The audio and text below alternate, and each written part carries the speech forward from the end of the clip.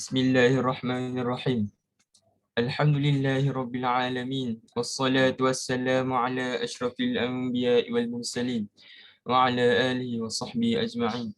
Allahumma ighfir lana dhunubana wa liwalidina warhamhuma kama rabbayana shaghira wal jami'al muslimina wal muslimat wal mu'minina wal mu'minat wal mu'allimina wal mu'allimat wal mujahidina wal mujahidat al ahya'i minhum wal amwat rahmatika ya arhamar rahimin.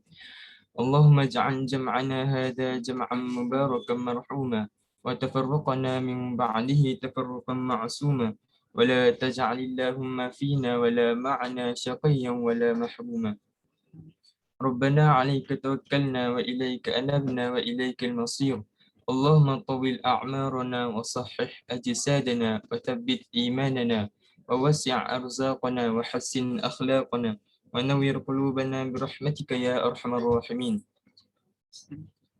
اللهم اجعلنا من أهل الخير واجعلنا من أهل البركة واجعلنا من أهل المغفرة اللهم اجعلنا من أهل الجنة واجعلنا من أهل الفردوس الأعلى برحمتك يا أرحم الراحمين اللهم اجعل مجلسنا هذا مجلسا مباركا لأصحابنا وأهلنا وجيراننا وضيوفنا برحمتك يا أرحم الراحمين اللهم افتح لنا أبواب الخير وأبواب السلامة وأبواب الصحة وأبواب النعم والمودة وأبواب الرحمة وأبواب الرزق وأبواب العلم وأبواب المغفرة وأبواب الجنة يا أرحم الراحمين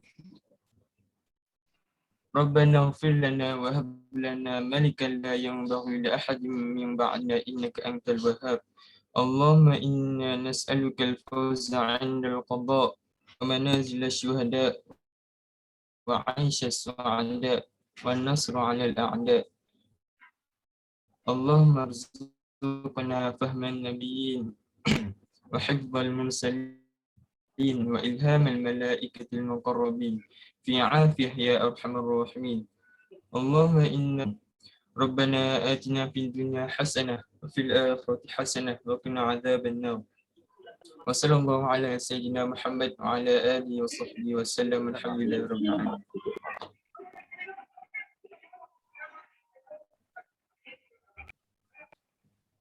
Okey, jazakallahu khairan katsira.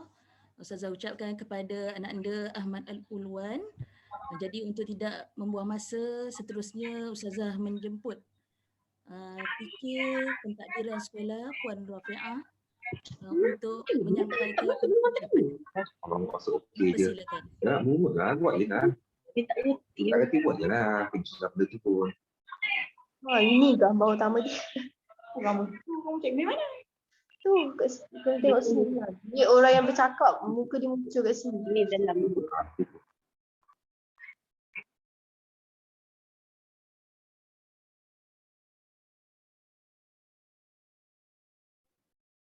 Kapiah ada tak? Kapiah.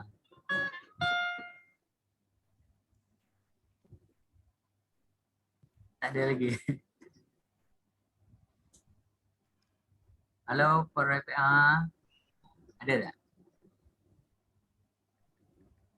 Tak ada. Kalau tak ada, Ustazah Tih bagi saya dulu tak apa. Okey. Okey. Kerana Puan Ustazah Tih Rafi'ah tak timbul. kita jemput Ustaz Ismail, guru kaunseling SMKA Slim River, juga merupakan YDP, Majlis Guru Kaunseling Kebangsaan, ya. Bukan calon-calon orang yang kita jemput bagi program kecemerlangan akademik untuk pelajar-pelajar tingkatan 4 tahun 2021. Falyatafaddal mashkura Ustaz. Baik, Assalamualaikum warahmatullahi wabarakatuh. Bismillahirrahmanirrahim. Alhamdulillahirabbil alamin.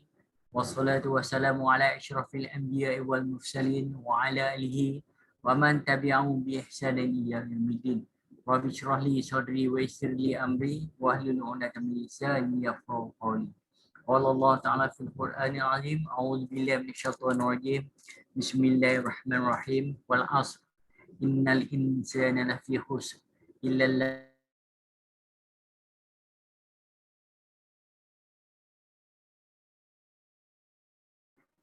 terima kasih kepada Ustaz Latif yang telah mengorganiskan program kita pada pagi ini. Syabas dan tahniah atas usaha yang telah dijalankan oleh Ustaz Latif yang berusaha dorong kanan, yang hadir pada pagi ini Ustaz Jamaluddin, Ustaz Alimi, Kafiah mungkin on the way selepas ini.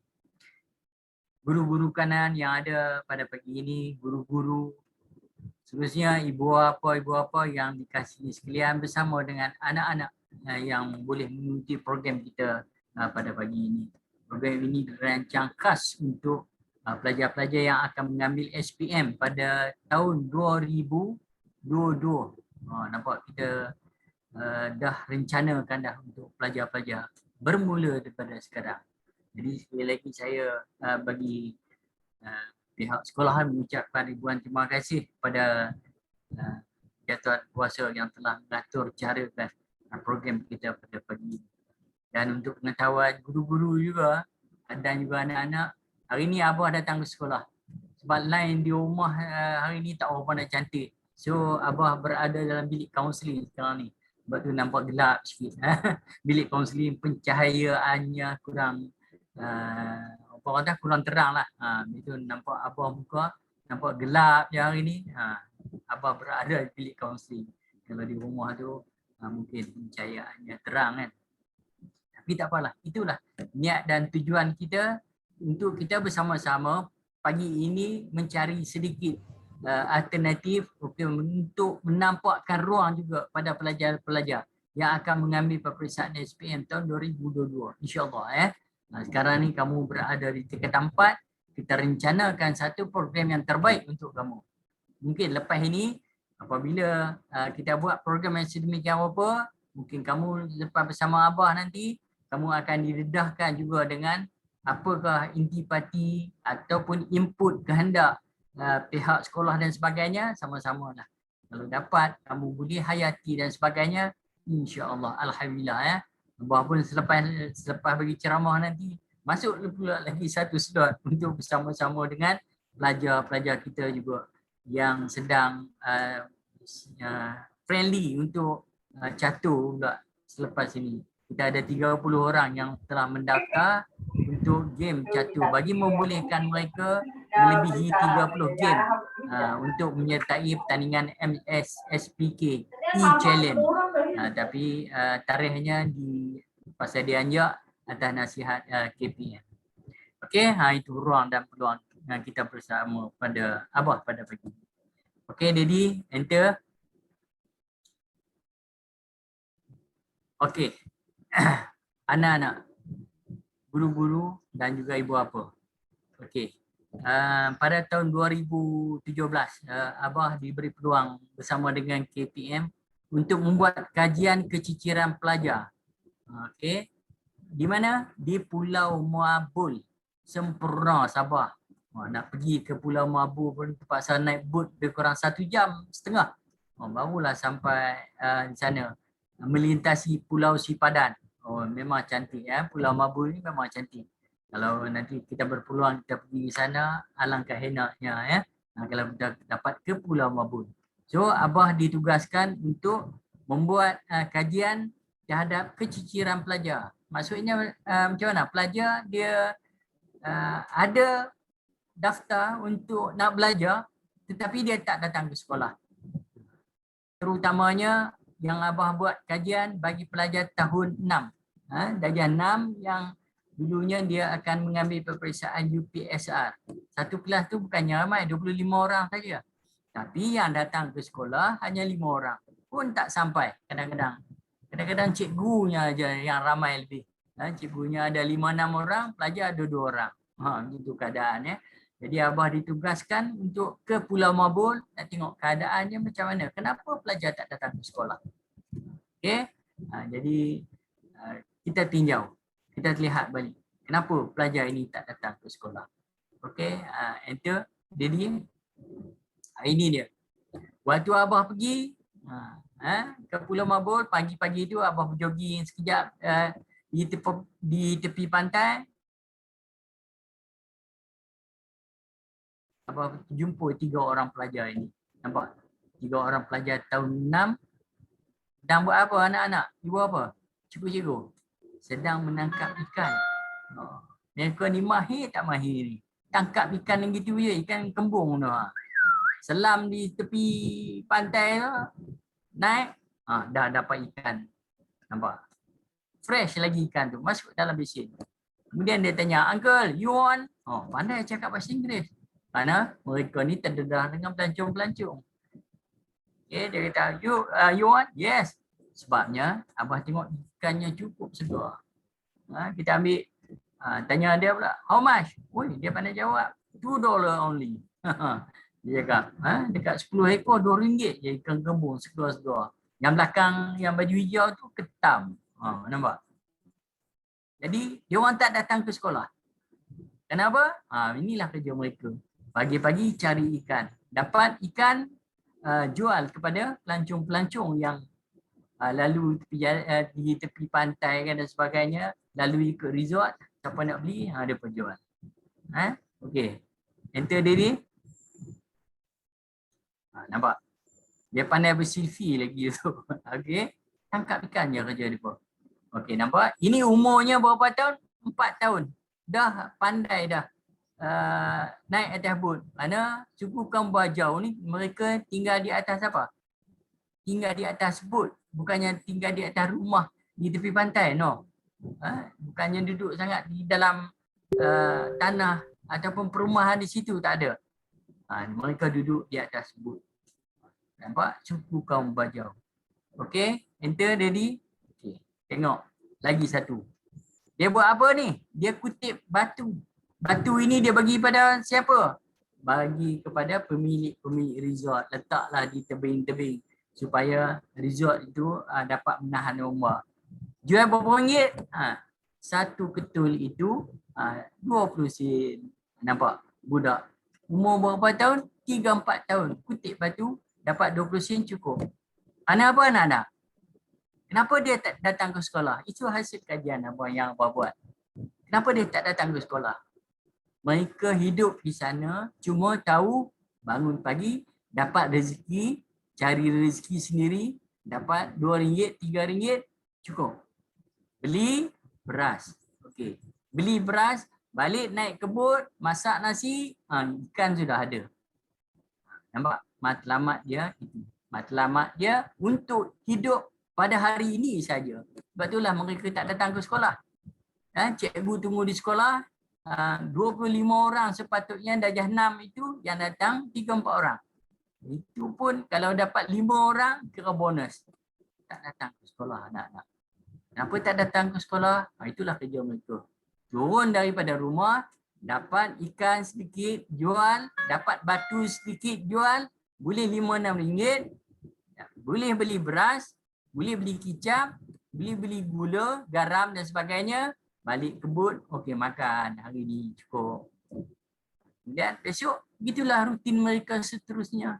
Itulah matlamat budak-budak suku kaum Bajau ni di Pulau Mabul sempurna. Abah telah buat kajian dan Abah lihat dengan mata para sendiri Abah. Inilah keadaan orang di Pulau Mabul.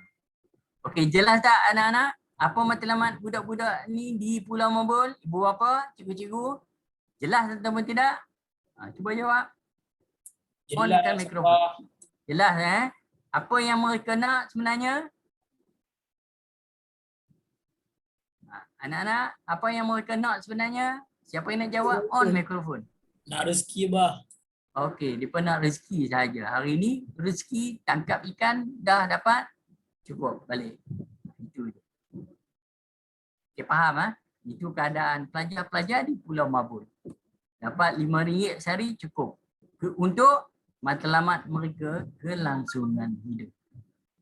Okey, jelas? Okey, baik. Jangan Didi, tukar slide. Baik. Untuk kamu pula. Tadi Abah dah cerita pelajar-pelajar di Pulau Mabul. Hari ini keluar dapat RM5, RM6 cukup untuk hidup. Baik.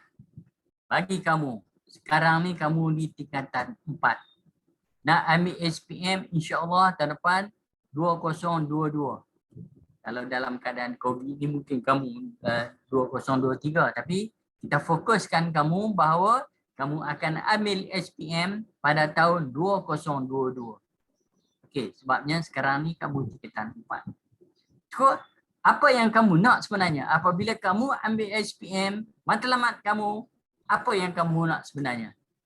So, Abah bagi ruang sekejap dalam 1 minit kepada kamu. Dapatkan sekeping kertas dan tulis dalam masa 1 minit apa yang kamu nak sebenarnya. Okey, di samping ibu bapa yang ada di sini yang menemani kamu sekarang ini. Abah bagi masa 5 minit cukup. 1 minit cukup. Apa yang kamu nak sebagai seorang pelajar SPM tahun 2022. Okey, go.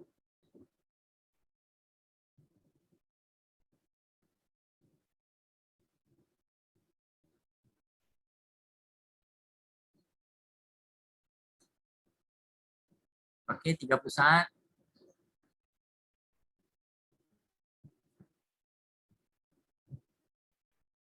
Okey, dah 1 minit. Siapa nak jawab? Sekiranya memenuhi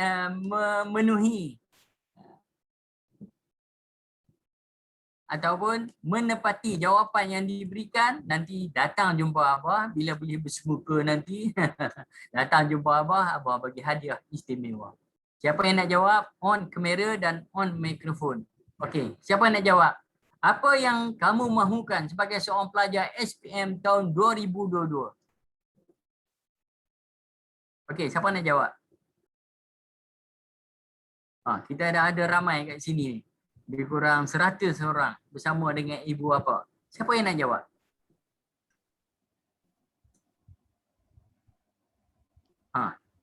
Seorang pun tak jawab. Okey, cepat respon. Siapa nak jawab? Apa yang kamu mahukan? Sebab Abah selalu berkongsi bila Google Meet ni macam ni lah. Kalau kita tak berkongsi, kamu letakkan tu kamera pun off apa semua, entah kamu tidur. Kan? Baik, Abah bertanya macam ni. Adam, Muklis, apa yang kamu nak sebenarnya dalam SPM tahun 2022? Tak jawab. Adam Danish, nak apa? Tak ada juga. Ada ke tak ada ni? Anak-anak kita ni. Lebih kurang 110 orang ni. Ada, kalau ikut line-nya ada. Tapi tak ada jawab. Adiba. Ada tak? Apa yang kamu nak? Okey, cuba jawab. Abah takut Abah bercakap seorang diri. Kalau bersemuka tak apa, senang. Abah pergi berhadapan dengan kamu, senang. Tapi dalam keadaan sekarang ni, Abah nak respon daripada kamu. Abah takut Abah bercakap seorang diri. Okey, tak apa. Okey. Abah pun nak tahu, Ustaz. Okey. Ya, Adiba. Adiba nak apa sebagai seorang pelajar SPM tahun 2022? Nak lulus dengan cemerlang. Lulus dengan cemerlang. Okey, baru 20%. Okey lagi? Ada lagi? Saya nak dapat tempat dekat mana-mana universiti. Okey. Lulus dengan cemerlang. Okey, 30% dah. Jawapan hampir tepat. Berjaya dunia dan akhirat. Berjaya dunia dan akhirat. Itu sebabnya nak ambil SPM ni 2022. Macam mana? Dapat keputusan yang cemerlang, agak mudah untuk apply kerja bila dah habis sekolah. Okey, 35%. Okey, ada lagi? Saya nak 11 A+ dalam SPM 2022. Siapa dia ni yang menjawab ini? Cuba angkat tangan. Cuba perkenalkan diri. Siapa dia? Saya Nuriska Nadia. Okey, Nuriska Nadia. Nanti bila boleh bersemuka, datang jumpa Abah ambil hadiah istimewa untuk pagi ini. Ini betul. Sebabnya kita fokuskan kamu kepada SPM 2022. Bermakna selepas SPM nanti seperti yang rakan kamu cakap tadi, ini dia. Ada tak yang pelajar-pelajar yang jawab seperti Abah pamerkan di sini? Ada tak? 11 A+. Ada tak yang menjawab macam ni? Nampak?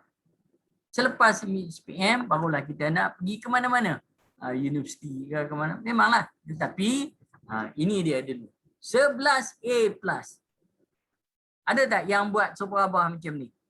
Bila abah tanya, kamu nak apa sebenarnya dalam SPM? Jawapannya ringkas. 11 A+. Itu dia.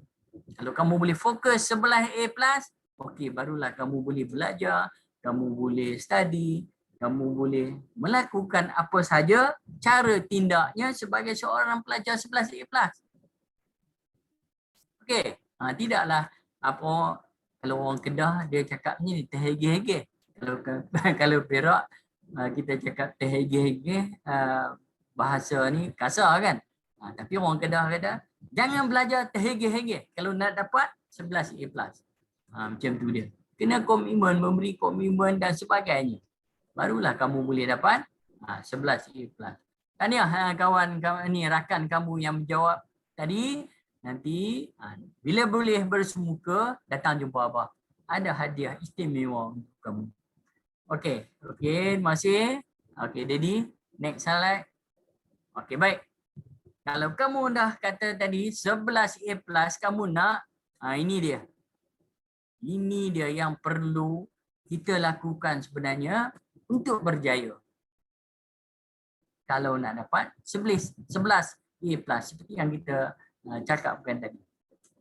Apa yang perlu kamu buat untuk menjana kekuatan diri? Mesti kita kena rajin. Sebab nak dapat A+. Selalunya rajin halangan kita apa? Selalu malas, betul? Jangan macam tu.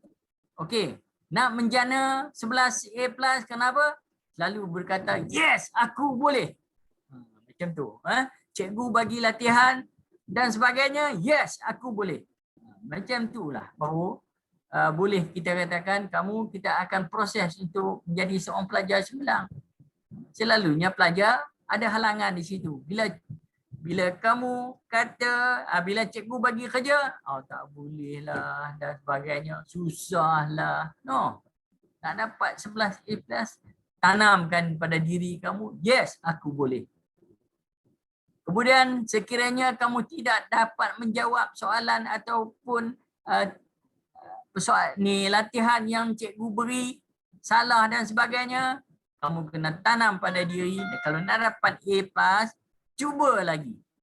Jangan bila dah dapat sekali fail dan sebagainya, Allah tak nak buat lagi lah, susah lah. Memang benda yang susah. Kalau kamu dah selalu azamkan benda yang susah, lama-lama benda yang susah akan menjadi senang. Salah, cuba lagi. Salah, cuba lagi. Okey? Bila cikgu bagi satu latihan dan sebagainya, tengok, tanamkan pada diri, ini penting. Okey? Jangan kata, tak apalah, relax lah. Tanamkan, ini penting. Kemudian kalau dah salah tadi, cuba lagi. Nampak? 2 kali kita buat ulangan. Cuba lagi. Jangan kita selalu kata, tak apa, dah nasib lah. Aku ni bukannya seorang pelajar yang pandai pun. Jangan. Ya? Salah. Cuba lagi anak-anak. Okey? Kemudian bila cikgu bagi latihan dan sebagainya, mesti kata apa? Sekarang juga aku nak buat. Jangan bertangguh-tangguh. Bila kita bertangguh-tangguh, nanti latihan yang cikgu bagi akan menjadi banyak. Jangan kita selalu berkata, tak apalah, sekejap lagi lah. Sekejap lagi nanti cikgu lain bagi lagi. Tak apalah, besok lah. Cikgu lain bagi lagi. Jadi bertambah-tambah, akhirnya kita tak terbuat. Latihan-latihan yang cikgu akan beri pada kamu. So, bila kamu nak berjaya, antara 6 faktor yang kita berikan tadi, mesti kamu lakukan. Jangan ada halangan-halangan seperti yang Abah senaraikan itu tadi. Okey, Daddy, next slide. Okey, bermakna Abah ajak anak-anak hari ini keluar daripada tempurung kamu untuk mencapai matlamat apa? Matlamat apa tadi? 11 A+. Nampak? Kalau nak dapat 11 A+, halangan-halangan yang seperti Abah sebutkan tadi, kita keluarkanlah. Hindarkanlah. Keluarkanlah daripada tempurung kita ini. Jangan duduk di bawah tempurung selesa saja dan sebagainya. Kalau nak berjaya, 6 perkara penting tadi mesti kamu buat. Okey? Jadi baik. Nampak? Matlamat kamu mesti ada, mesti jelas. Kenapa? Kalau kamu belajar dengan corak, dengan gaya yang bukan 11A, tidak ada matlamat. Sebab itulah bila cikgu bagi kerja, buat pun tidak. Bila cikgu ajar, buat pun dengar pun tidak. So sebabnya kenapa? Sebab kita tidak ada matlamat. Turun saja daripada rumah, nak ke mana? Tak tahu, tak ada matlamat. So tak dapatlah tujuan kita. Kalau kita dah ada matlamat, hari ni aku turun daripada rumah, aku nak pergi ke Ipoh. Sampailah kita ke Ipoh. Tapi kalau tidak ada matlamat, kita turun daripada rumah sampai ke KL. Nampak? Matlamat kita tak ada. So kalau nak berjaya, anak-anak, bermula pada hari ini, matlamat kamu mesti kamu tulis dulu besar-besar. Macam Abah tulis kat sini. Tanpa di segenap sudut di dalam rumah. Di atas katil ada. Di meja makan ada. Di mana lagi?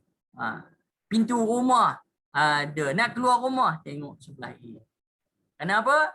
Nanti Abah kongsikan dengan kamu cerita seorang pelajar cemerlang. Macam mana dia buat, macam mana dia lakarkan macam ni hingga dia berjaya dalam SPM dia. Okey? Mesti ada matlamat. Matlamat ambil SPM tahun 2022 adalah 11A+. So kalau kita dah target matlamat kita 11A+, berjalan pun cara pelajar 11A+. Janganlah kita berjalan seperti itik pulang petang. Lenggok. Sebab itulah dari asrama putera ataupun asrama puteri nak sampai ke kelas mengambil masa berapa minit? 10 minit.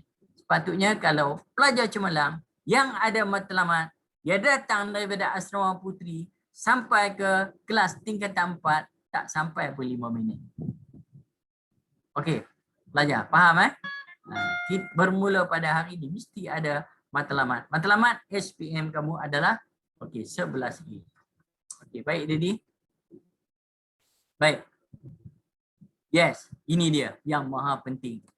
Kalau nak dapat 11A+, tabiat buruk mesti kita tinggalkan. Ini kira sejarah yang lepas-lepas. Kita tak nak perkara ni berulang lagi pada kamu. Okey, kita nak tabiat buruk mesti kita tinggalkan. Apa tabiat buruknya, Dedi?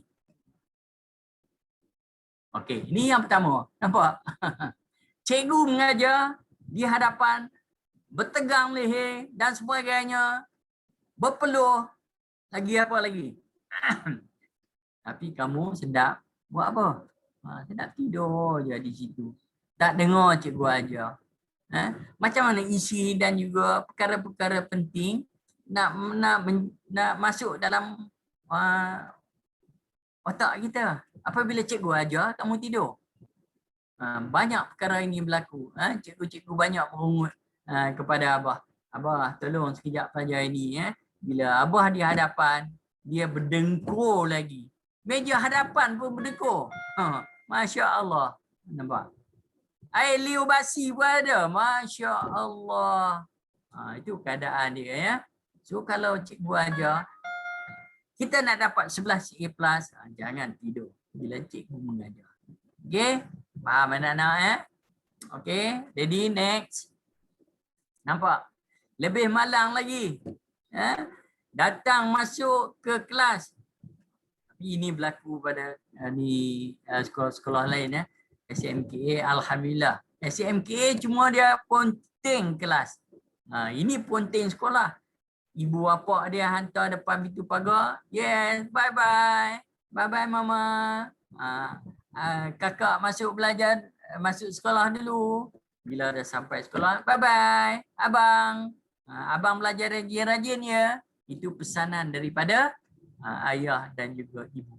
Tetapi bila lepas saja ibu bapa mereka pergi, mereka dah masuk dalam sekolah, kadang-kadang ada yang sempat ambil attendance, ada yang tak sempat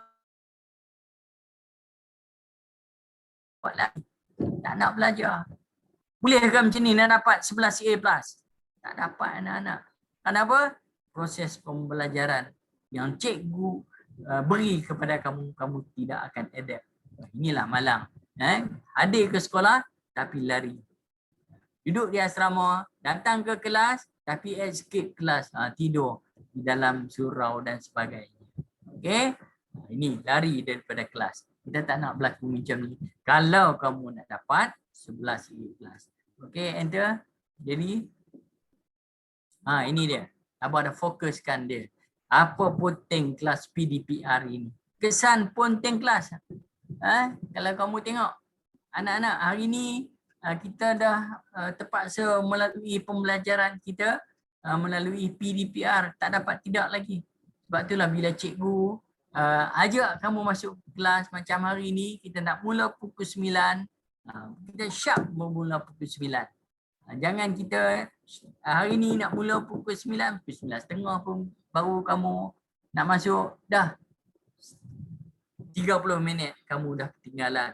Kalau cikgu dah sharp time pukul 9 cikgu mengajar, bermakna kamu dah ketinggalan 30 minit. Rugi. Penting kelas PDPR. Tertinggal dalam pelajaran. Kalau kamu penting, memanglah cikgu mengajar, kamu tak ada. Memang tak dapatlah. Kemudian akan mempunyai penyakit malas. Bila dah tertinggal, tak faham, bila cikgu ajar next ni tajuk dan sebagainya, kamu tak faham, mulalah akan rasa malas. Sebab kamu dah tertinggal. Kemudian pembaziran masa dan tenaga. Kesian kepada cikgu-cikgu. Cikgu dah sediakan bahan cantik-cantik, tiba-tiba kamu tak ada. Bila kamu tak ada, itulah pembaziran masa dan tenaga bagi cikgu-cikgu. Kemudian masa depan tidak terjamin bagi kamu. Nampak? Nak dapat 11A+, tetapi PDPR kamu tak nak hadir. So, macam mana nak dapat 11A+? Boleh ataupun tidak? Tak boleh anak-anak. Okey? So, datanglah ke kelas PDPR. Kemudian, permulaan kepada gejala-gejala yang tidak sihat. Sebab itulah kita minta kerjasama pada ibu bapa. Kalau anak kita masuk menghadap laptop dan sebagainya di dalam bilik dia seorang-seorang, cakap kepada ayah, ayah saya nak PDPR, cuba membuat pemantauan. Kita takut mereka ini di hadapan kita, di hadapan ibu bapa dia cakap dia nak PDPR. Tetapi sebaliknya dia buka site lain, dia tengok benda-benda yang lain, nampak membuang masa begitu sahaja. Dan juga kalau dia melihat perkara-perkara yang tak tersenonoh dan sebagainya, inilah gejala-gejala yang tidak sihat. Bermula dah. Ingin bermula dari situ. So insyaAllah ibu bapa yang hadir pada hari ini, buatlah sedikit pemantauan kepada anak-anak yang membuat PDPR. Kita takut dia pandai anak-anak kita ni. Dia lebih advance. Dia buka dua site, dua window. Satu window PDPR, satu window lagi dia menelaah pada benda-benda yang lain. Kalau yang baik tak apa. Tapi tak apa pun tak sedap juga sebab dia penting PDPR. Kita takut benda dia melayari benda-benda yang tidak berfaedah. Dan akhir sekali, kalau kita penting PDPR, inilah kemerosotan prestasi akademik. Kenapa? Ilmu yang cikgu bagi kamu tak dapat terima. Kenapa? Soalan daripada peperiksaan akan datangnya daripada pembelajaran daripada cikgu. So macam mana kamu nak jawab dalam peperiksaan? Kamu tak akan boleh jawab. Okay. So hari ini pihak sekolah tekankan kepada kamu, jangan ponting kelas PDPR. Ingat ataupun tidak? Anak-anak semua boleh jawab? Ingat ataupun tidak, jangan ponting kelas PDPR. Okey, boleh Mio? Boleh bah, boleh. Okey, good. Okay, Daddy. Next slide. Ini yang paling kita takut lagi. Inilah. Terjadinya perbuatan buli dan sebagainya. Sebab kamu sekarang dah tingkat 4 dan 2. Sedap ni. Inilah menjadi ulam-ulam kamu dan sebagainya. So, kalau nak menjadi pelajar cemerlang, perkara-perkara macam ni jangan kamu buat. Kenapa? Adik-adik yang tersiksa ini, kalau dia berdoa kepada Allah, ya Allah, saya duduk di asrama ni, tapi abang ni kena buat macam ni. Mintalah ya Allah. Nanti bila dia ambil SPM nanti, dia tak boleh jawab. Nak tak kita adik-adik berdoa kepada kita macam tu? Mesti tak nak kan? So, kegiatan buli dan sebagainya jangan. Ini tabiat buruk sebenarnya. Yang kalau kita sering amalkan, inilah dia. Akan mengganggu prestasi akademik. Kenapa dia mengganggu prestasi akademik? Nampak? Dia nak membuli, kadang-kadang dia bukannya buat waktu siang, dia buat tengah malam. Pukul 2, pukul 3 pagi. Time tu kamu tidur. Sebab esok sekolah kamu nak datang awal. Tetapi pukul 2, pukul 3 pagi kamu buat program buli dan sebagainya. Ini merugikan kamu. Okay? Kemudian kalau kena gantung lagi. Nampak? Kalau kena gantung, kamu juga ya. Baik, hari ini Abah nak membawa kepada kamu, seperti yang Abah sebutkan tadi, bagaimana kisah pelajar-pelajar yang cemerlang dalam peperiksaan SPM. Kamu nak ambil peperiksaan SPM tahun 2002. InsyaAllah, 2022. Jadi Abah nak berkongsi 2-3 pelajar cemerlang ni supaya kamu dapat ikut mereka. Yang pertamanya adik Nur Madihah. Okay, next slide, Daddy. Nampak? Dia ambil SPM, dia ambil 20 mata pelajaran anak-anak. Bukan macam kita 11. Dia ambil berapa? 20 mata pelajaran. Dan 20 dia dapat A+.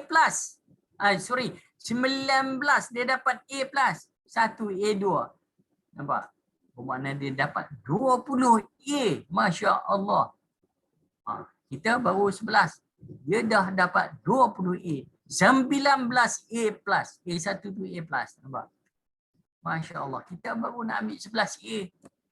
Dia dah dapat 20 A. Adik Nur Madihah. Orang Kelantan. Okey, next. Tengok. Next slide.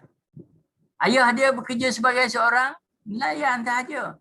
Yang pendapatannya ayah dia kalau dia turun ke laut, dapatlah lebih kurang RM25 hingga RM30. Nampak? Anak seorang nelayan yang berpendapatan RM25. Tapi dia menjadi seorang pelajar cemerlang. Nampak? Anak seorang pelayan. Kita sekarang ni anak siapa? Anak orang hebat-hebat semua ada dalam ni. Gaji beribu-ribu. Bukannya gaji RM25 seperti bapa dia ni. Tapi dia menjadi seorang pelajar cemerlang. Dapat 20 A anak-anak. Ya Allah, Masya Allah. Okay. Next slide tadi. Sebab Abah pergi melihat rumah dia. Rumah dia di Kelantan sana tu, inilah dalam keadaan dia. Pelajar cemerlang.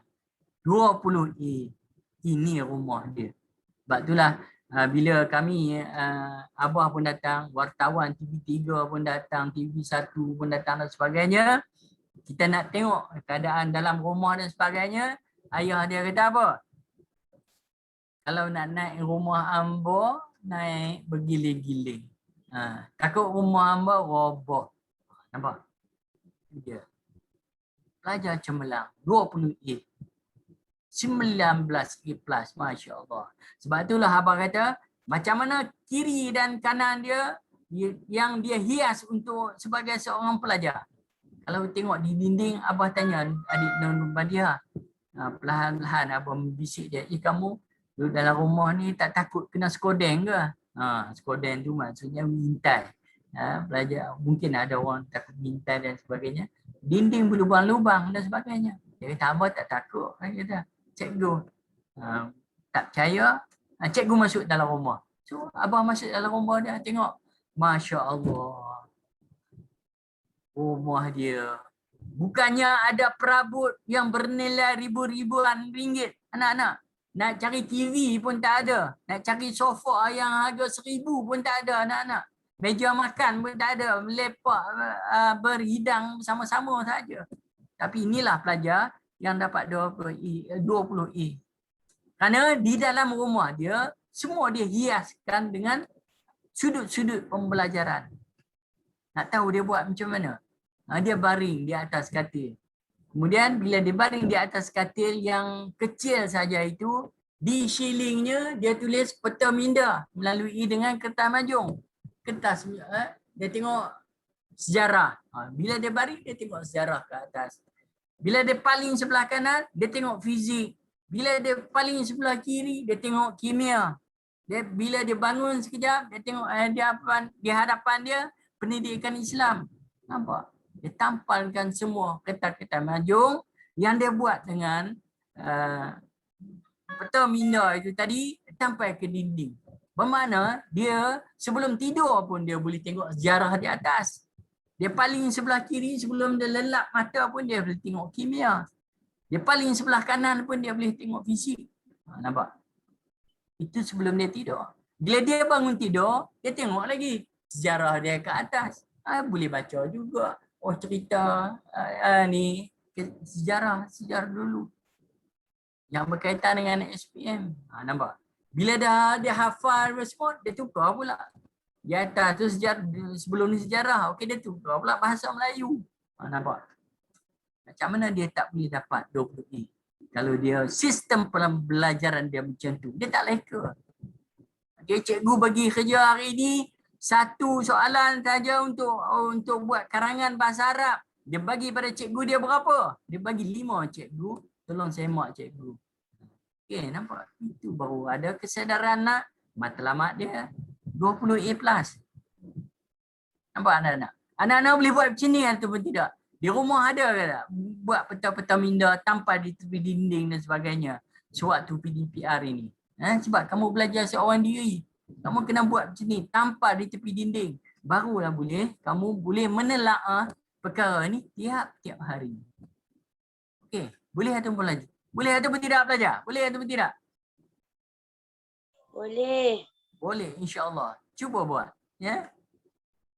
Okey. Boleh. Nanti abah akan tengok rumah kamu dalam keadaan macam ni. Okey, seterusnya, Daddy. Inilah yang kita katakan tadi. Kalau kita buat biasa-biasa, cikgu bagi satu latihan, buat satu latihan. Kalau cikgu bagi hari ni latihan untuk karangan, satu karangan, buat satu karangan. Bukannya tak buat, tapi buat.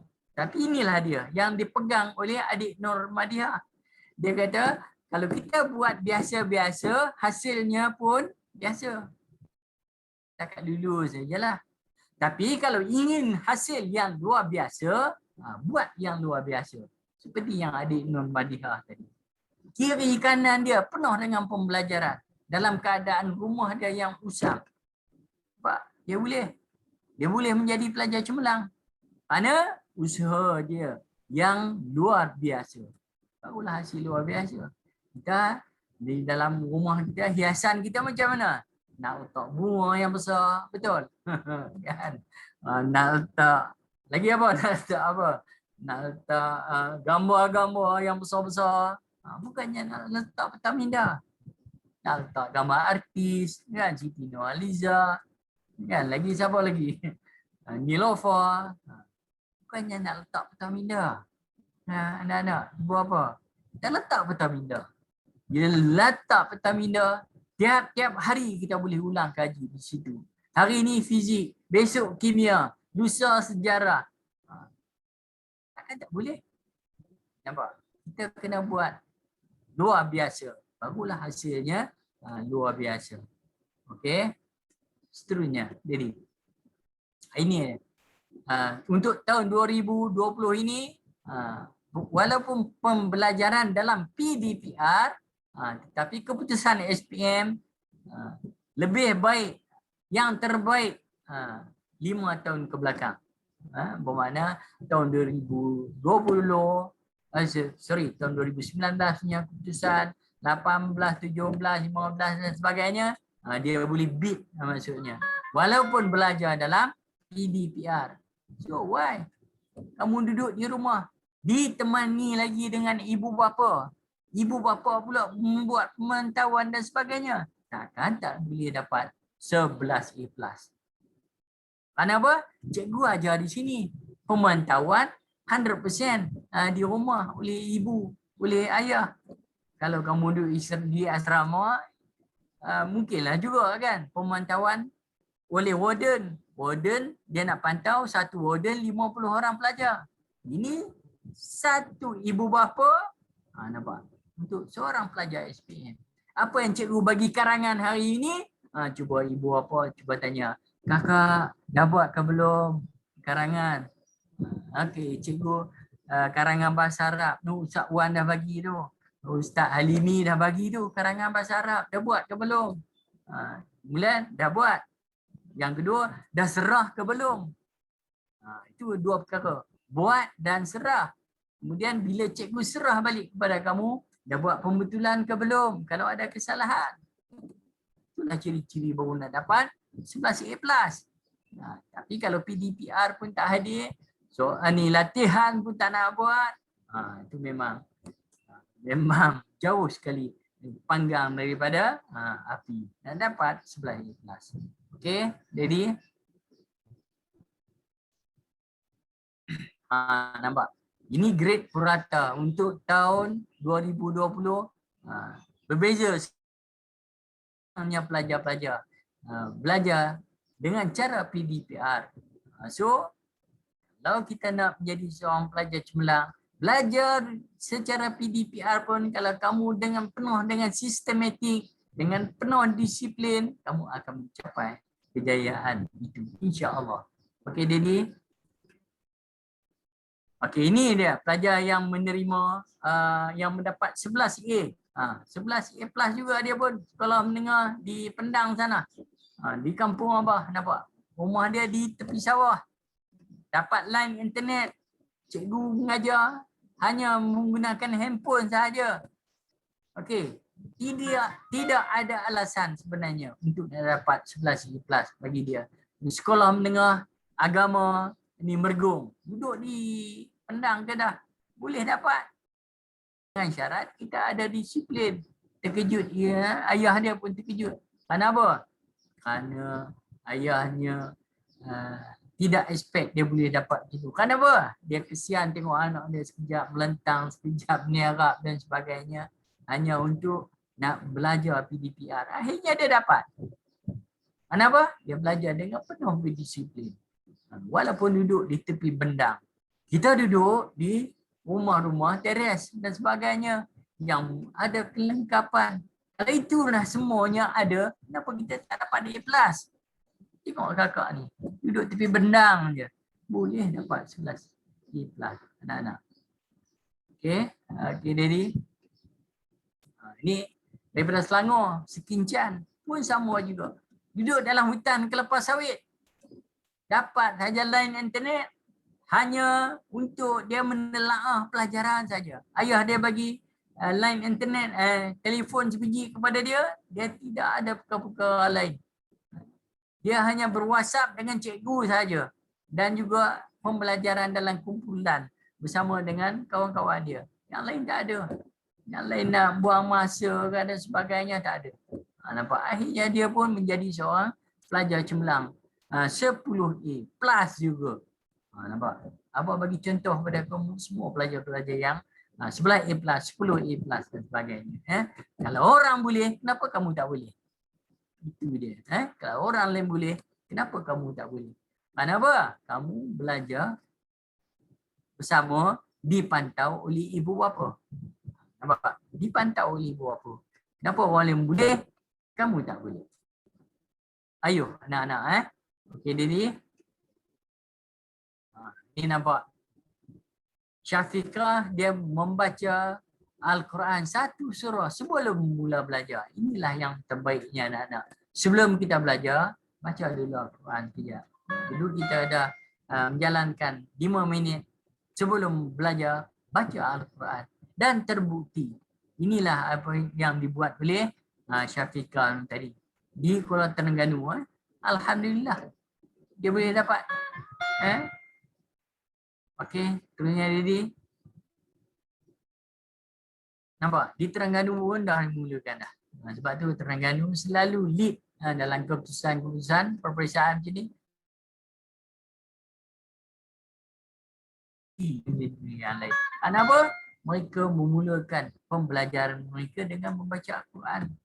Why not, anak-anak? Kalau hari ni kita nak mula PDPR pukul 8, 7.30, 7.45 tu baca sekejap Al-Quran sikit supaya ada dapat penerang hati bagi kamu sebelum memulakan pelajaran. Okey, jadi baca Al-Quran. Baik. Ini abang nak tunjuk kepada kamu. Ini pelajar dia dapat PMR straight A. Semua A. 9A, 8A. Dalam keadaan dia yang tangan tak ada. Dia menulis dengan menggunakan kaki. Nampak anak-anak? Dia tulis karangan menggunakan kaki dan sebagainya. Gunakan kaki, bukannya gunakan tangan. Allah beri kepada dia 2 kaki sahaja. Tapi dia menulis dengan baik, anak-anak. PMR dia dapat 8A. Nampak? Dia beatkan orang lain yang sempurna. Orang lain ada 2 tangan, dikurniakan 2 tangan oleh Allah. Okey, tak apa. Dia tak ada tangan. Kaki yang Allah beri. Tapi dia tulis elok.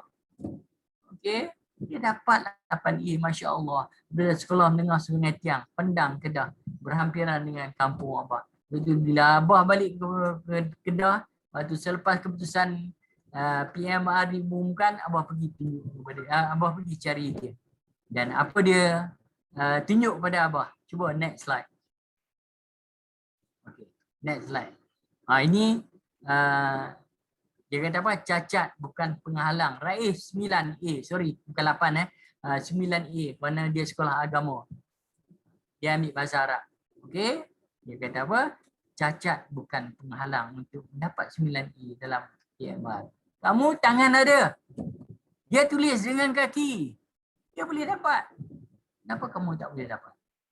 Okey, next slide. Jadi, inilah. Abah pergi ke rumah dia pun, Abah tanya, Hadi, kamu dapat berapa A? Dia pegang, beginilah dia pegang slip peperiksaan PMR dia. Ini saya dapat, cikgu. Maaf, dia tunjuk dengan kaki kepada Abah. Kenapa? Dia tak ada tangan. Dia pegang 12 kaki dia tu, dia kepit kan. Cikgu tengok, semua saya dapat A. Nampak? Dia tunjuk. Dia pegang dengan, dia kepit dengan kaki saja. Dia tulis pun dengan kaki, Masya Allah. Tangan dia tak ada. Tapi dia boleh dapat 9A. Kamu tangan ada 2. Tapi kenapa tak boleh dapat 11A+? Nampak? Contohi dia. Muhammad Hadi. Dan akhirnya dia mendapat anugerah. Okey, jadi kita tengok anugerah apa yang dapat? Ma'al Hijrah. Dia dapat anugerah yang agung beri sini kepada dia. Kenapa? Dia dapat 9A, tulis dengan kaki. Sekarang ni dia berada di USIM, Negeri Sembilan. Dia ambil apa? Lawyer. Nampak anak-anak? Dia ambil lawyer, anak-anak. Tangan tak ada. Tulis dengan kaki. Masuk USIM, ambil kos lawyer. Masya Allah. Ini hebatnya. Anak-anak yang kurang kurang apa dah? Panca indera ni. Sorry, bukan panca ni, tubuh badan ni. Tapi Allah kurniakan dia dengan usaha yang dia buat, akhirnya dia menjadi seorang pelajar cemerlang. Rakan-rakan lain yang ada tangan yang komplit, angkat julang dia saja kerana dia berjaya. Kamu bila lagi kita nak julang kamu sebagai seorang pelajar 11A+? Bila lagi? Buat daripada sekarang, anak-anak. Okey? Okey, next slide Devi. Baik, ini dia yang paling mustahaknya pada kita adalah kegagalan pelajar berpunca daripada wayang minda yang negatif. Apa maksud wayang minda yang negatif? Alah, aku tak boleh buat lah. Susah lah. Cikgu bagi ini banyak sangat lah. Semuanya wayang minda yang negatif yang kamu dah tanamkan dalam pemikiran kamu. Sebab tu Abah tunjuk daripada awal tadi, kalau nak berjaya, halangan-halangan itu letak ke tepi. Yes, aku boleh buat. Hari ni cikgu Nurima bagi 1 untuk admit. Yes, aku nak buat 10. Tapi bila bagi 1 pun kamu tak boleh buat. Ni aku lah, tak boleh lah. Nampak? Kamu selalu letakkan wayang minda yang negatif. So hari ni tukar. Wayang kamu sekarang ini adalah 11 A+. Wayang minda positif. Boleh ataupun tidak anak-anak? Boleh ataupun tidak? Boleh, Bah, boleh. Boleh insya-Allah. Okey, boleh insya-Allah. Baik. Yang lama-lama wayang minda negatif tu, okey tak apa. Kita tolak ke tepi. Itu menjadi sejarah. Sekarang kita nak bermula balik pada hari ini. Berapa hari bulan hari ini? Berapa hari bulan hari ini? 19 hari bulan 6. Kamu ada masa 1 tahun setengah lagi untuk menghadapi SPM. Kalau kamu bermula pada sekarang, insya-Allah kejayaan akan milik pada kamu. Okey, next slide Dedi. Ingatlah, harapan yang disandarkan oleh kedua ibu bapa dan juga guru. Ibu bapa bila hantar kamu datang ke asrama, datang ke SMKA, apa yang ayah selalu pesankan kepada kamu? Tak lain dan tak bukan abang. Kalau kamu yang sulung lah. Kalau yang kecil tu dia panggil adik. Kalau kamu yang sulung perempuan dia panggil kakak. Abang, kakak, adik. Ajar rajin-rajin ya. Betul atau tidak anak-anak? Ibu apa yang berpesan kepada kamu macam tu? Betul tak ibu apa? Ibu apa yang ada dalam ni? Ibu apa pun boleh jawab. Betul atau tidak ibu apa? Betul. InsyaAllah betul. Betul Ya. Itulah dia. Harapan yang disandarkan oleh kedua ibu apa? Belajar rajin-rajin ya. Bila sebut belajar rajin-rajin, maksudnya jangan ponteng kelas. Lagi apa lagi? Buat kerja sekolah, dengar cakap cikgu. Lagi apa? Jangan buat masalah disiplin. Akhirnya kamu akan mendapat seperti harapan yang disandarkan ibu bapa dan juga guru-guru. Inilah dia. Inilah harapannya sebenarnya 11 A+. Faham? Tapi kalau ayah kamu berpesan kepada kamu berpeluk, bercium di belakang surau, belajar rajin-rajin ya bang. Kamu endah pun tidak. Nampak? Bila masuk dalam kelas, cikgu-cikgu pula pesan, okey, belajar rajin-rajin. Kamu pandang pun tidak. Tak bolehlah macam tu. So harapan yang disandarkan sebenarnya oleh ibu bapa kamu. Itu sebenarnya yang kamu perlu ingat balik tiap-tiap hari. Barulah kita boleh belajar secara bermatlamat tu tadi. Seperti budak-budak di Sempurna di Pulau Mabul. Okey. Okay, next. Kemudian ingat. Lagi sekali Abah sebut. Musuh utama seseorang itu ialah bukannya orang lain. Dirinya sendiri. Okey, diri dia sendiri. Kalau kamu boleh ingat, kalau kamu boleh perintahkan diri kamu, kamu akan berjaya sebenarnya. Nak bangun pagi, Allah. Nak bangun pukul 6.30 pagi, tak boleh. Sebab apa? Diri kamu, bukannya orang lain. Sebab tu kata, musuh utama sebenarnya diri kita. Selalunya kita duk bagi alasan bila duduk di asrama, tak boleh nak belajar lah cikgu. Kenapa? Kawan bising. Kawan bising hal dia. Hal kita nak belajar. Nampak? Disiplinkan diri. Duduk di asrama, pukul 11 tidur. Yes, pukul 11 tidur. Itu dia.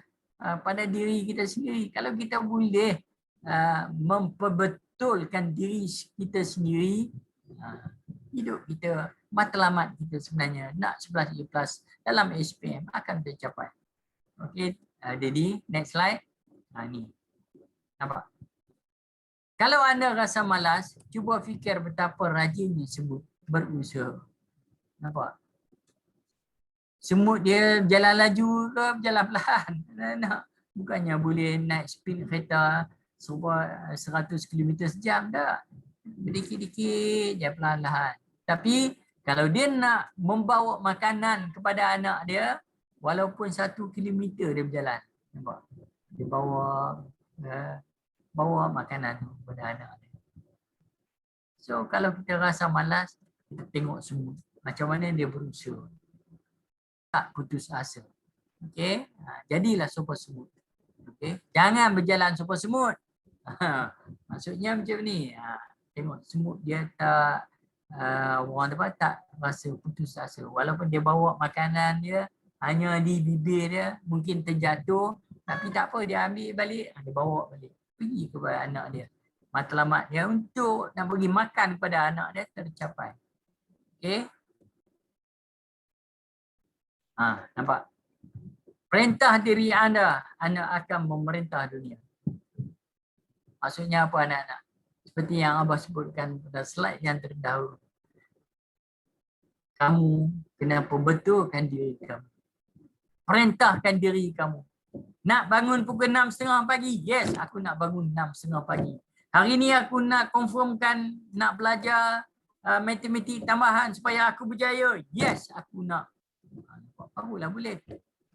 Kalau kamu boleh buat ini semua, kamu boleh menjadi, yes, aku nak jadi Perdana Menteri. Seperti Muhyiddin Yassin. Yes, boleh. Kamu boleh memerintah Malaysia. Nampak? Akhirnya kamu boleh memerintah dunia. Kalau kamu perintahkan diri kamu sendiri. Okey anak-anak. Boleh atau tidak? Perintahkan diri kamu ke arah kebaikan. InsyaAllah kamu akan dapat. Okey. Next slide ini. Ingatlah. Pesanan penceramah. Bukan malam. Pada pagi ini. Ya. Persiapan awal kamu menjamin kejayaan. Tahu? Bermakna kamu ada 1 tahun setengah. Kalau kamu buat persiapan daripada sekarang, tak mungkinlah kamu tak akan dapat 11A. Adik Normandihah tadi kalau ikut beza umur memang kita kena panggil dia kakak. Kakak Normandihah tadi 20A. Kenapa dia boleh dapat? Kerana dia buat persiapan yang awal. Dan kena jumpa selalu cikgu-cikgu. Kalau cikgu bagi latihan hari ni, yes cikgu, ini bahasa Arab. Ustaz Wan, Ustaz Alimi, ini bahasa Arab, Ustaz Rajas yang saya dah buat. Jumpa dia balik, apa kesalahan saya. Inilah yang Usain buat. Dia menjadi pelari terpantas dunia. Apa yang dia buat? Kali pertama dia lari untuk 100 meter, dia hanya dapat 11 saat. Dia jumpa dengan jurulatih dia, Joseph. Apa kesalahan saya sebenarnya? Saya berlari, dah laju dah ni. Tapi baru dapat 11 saat, 100 meter. Joseph kata apa pada Usain Bolt? Kamu lari tangan genggam. Bila tangan genggam, hukum fiziknya kata apa? Udara dia tampal. Bermakna kamu kena lari dengan tengok jari kamu macam mana. Okey, jangan genggam lari. Kalau lari genggam, halangan itu kamu akan terima. So dia lari lagi. Dia lari lagi 100 meter 10.6 dia dapat. Dia jumpa lagi Joseph. Kenapa? Saya sudah lari tangan seperti yang Joseph cakap. Tapi kenapa saya dapat lagi 10.6? Tak dapat 8 saat seperti yang saya targetkan. Joseph kata apa? Usain, kamu lari kaki kamu bukannya 45 darjah. Kamu lari kaki kamu baru langkah kamu baru 30 darjah. Kamu kena naikkan lagi kaki kamu sampai 45 darjah. Dia lari lagi. Lari lagi, dia dapat 10 saat. Nampak? Sudah ada peningkatan. Dia jumpa lagi. Yusuf kata apa? Kamu lari badan tegak.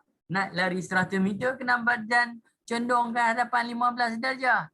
So dia ikut. Dia lari. akhirnya dia menjadi seorang manusia yang terpantas di dunia dengan 8.86 saat. Hasil bimbingan daripada jurulatih. Dan kamu juga hari ini kalau kamu nak 11 A+, kamu kena dengar cakap cikgu. Cikgu bimbing kamu. Sebab itulah kamu kena masuk kelas PDPR.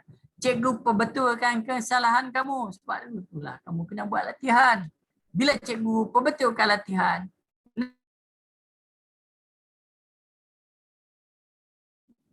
akhirnya dia dapat 88. Nampak? Menjadi seorang manusia terpantas di dunia. Boleh atau tidak? Jadi anak-anak nak belajar, nak dapat 11 A+, cikgu kamu kena hormat. Okay? Dia suruh buat latihan, kamu kena buat. Okey, bila dia bagi pembetulan, kamu kena ikut. Macam tu keadaan dia. Barulah boleh menjadi seorang pelajar yang cemerlang. Kalau tidak, tak boleh. Okey, jadi seterusnya. Okey, ini dia formula kejayaan yang akhir sekali. Abah nak bagi pada kamu formula untuk kejayaan. Apa dia anak-anak? U tolak M sama juga S kuasa 2. M tolak U sama juga A kuasa 2. M plus U sama juga dengan K. Apa dia tu anak-anak? U tolak M S kuasa 2. Apa dia? Siapa boleh jawab? Ada lagi hadiah istimewa yang akan Abah bagi. Kalau siapa yang boleh jawab. Boleh? Seorang pun tak bersuara. Nur Adibah, boleh jawab? Tak boleh jawab. Amni? Ada ibu apa yang boleh jawab? Tak boleh. Abah, saya nak cuba boleh Abah? Wah, cuba tengok. Okey, U tolak M tu usaha tapi macam malas-malas. Banyak malas dia, usaha tapi malas. Jadi sia-sia. Okey, kemudian satu lagi ni malas dan tak mau usaha. Malas tak mau usaha, berangan lebih. Jadi angan-angan. Ya. Okay, kemudian satu lagi dia malas tapi dia cuba usaha pulun mengatasi kemalasan dia dan dapatlah kejayaan. Okey. Okey, betul. Jawapan yang tepat sekali, 100%. Siapa yang jawab ni? Ibu apa bapa Ayah Amar Syafiq. Ayah Amar Syafiq. Tahniah Ayah Amar Syafiq. Wah, hari ni tak main jatuh mendengar motivasi. Okey, betul tu. Ayah Amar kita kena bagi hadiah kepada Ayah Amar Syafiq nanti. Datang bersemuka jumpa Abah. U tolak M, ada usaha. Bacalah buku sampai pukul 3 pagi, tidur sekejap. Pukul 5 pagi bangun. Usaha, tak habis-habis, tak berhenti. Tapi matlamatnya tak ada. Matlamatnya apa? Macam Abah sebutkan tadi, tak ada matlamat. Nak ambil SPM pun tak tahu. Abah tanya tadi nak dapat berapa? Tak tahu. Nampak? Ada usaha, matlamat tak ada. Nampak? Itu jadinya S kuasa 2. Sia-sia je. Usaha itu hanya sia-sia. Bacalah buku, belilah buku. Bertimbun-timbun kalau 4 pun boleh meninggal. Tapi tak ada. Sia-sia. Ada matlamat. Yes, aku dah dapat 10A. Ni Abah dah bagi ni. 10A, 10A ni. Sorry, 11A plus, 11A plus. Nak semua dapat. Tapi tak ada usaha. Baca buku pun tak nak. Cikgu bagi kerja pun tak nak jawab. PDPR lah penting. Lagi apa yang dapat? Usaha tak ada. Mana jawapannya adalah angan-angan. Letak ni tangan kat dahi. Angan-angan je. 10, 11A plus, 11A plus, 11A plus, 11A plus. Tapi tak ada matlamat. Tak ada usaha. So, angan-angan. Jadi kalau nak dapat 11A plus, anak-anak, ada matlamat, ada usaha, barulah K itu adalah kejayaan. Okey, itulah yang maha pentingnya anak-anak. Kena ada usaha, kena ada matlamat. Barulah jelas, barulah dapat 11A plus. Okey, slide yang second terakhir. Jadi ingat, peringatan. Penceramah tidak berupaya mengubah anda dalam ceramah ini. So, kalau Abah tak boleh ubah kamu Kamulah, anda seorang sahajalah yang mampu mengubah diri kamu. Hari ni Abah duk kata, kalau belajar macam ni dapat 11A+. Kalau belajar macam ni dapat 11A+. Bagi contoh pelajar 9A yang tak ada kaki pun boleh dapat. Tapi kalau kamu tak nak, kamu tak berubah, tak boleh juga, tak dapat juga. Abah hanya boleh bercakap dalam masa 1.5 jam ini untuk nak memotivatekan kamu. Tapi kalau kamu tak berubah, tak ada maknanya. Kamu tak akan dapat 11A+.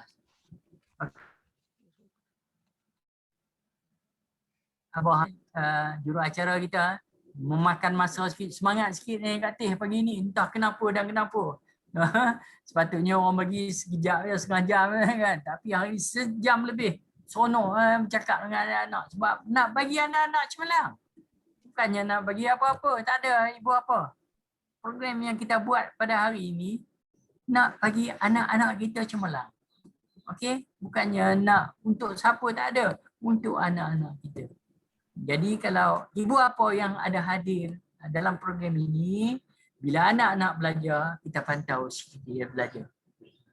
Okey, kesinambungan apa yang dilakukan oleh pihak sekolah sebenarnya dapat dipantau oleh ibu bapa di rumah.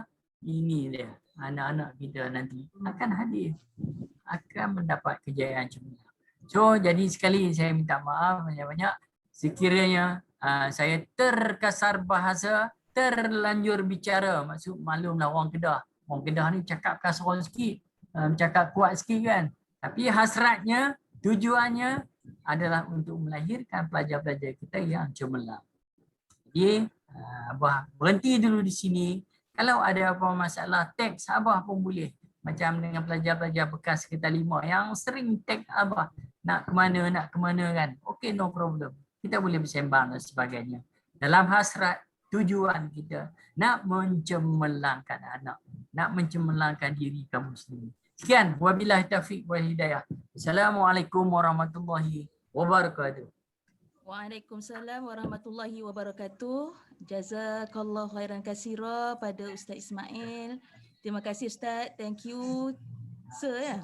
Okey, jadi untuk tidak melengahkan masa, Ustazah menjemput Puan Suraya, wakili pihak pentadbir sekolah untuk membentangkan program kecemerlangan sekolah bagi pelajar-pelajar tingkatan 4 2021.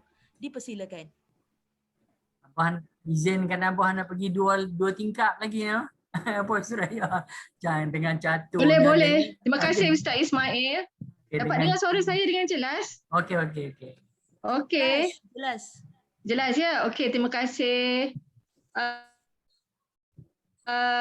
Assalamualaikum kepada semua pentadbir, guru-guru, ibu-ibu bapa yang diraikan dan juga yang penting adalah anak-anak tingkatan 4.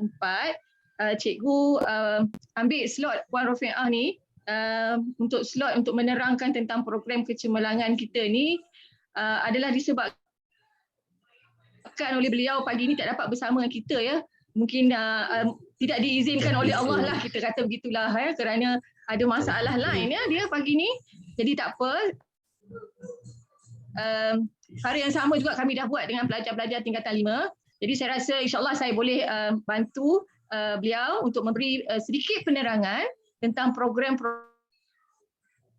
yang kita rancang pada pelajar tingkatan 5, begitu juga kepada pelajar tingkatan 4 ya.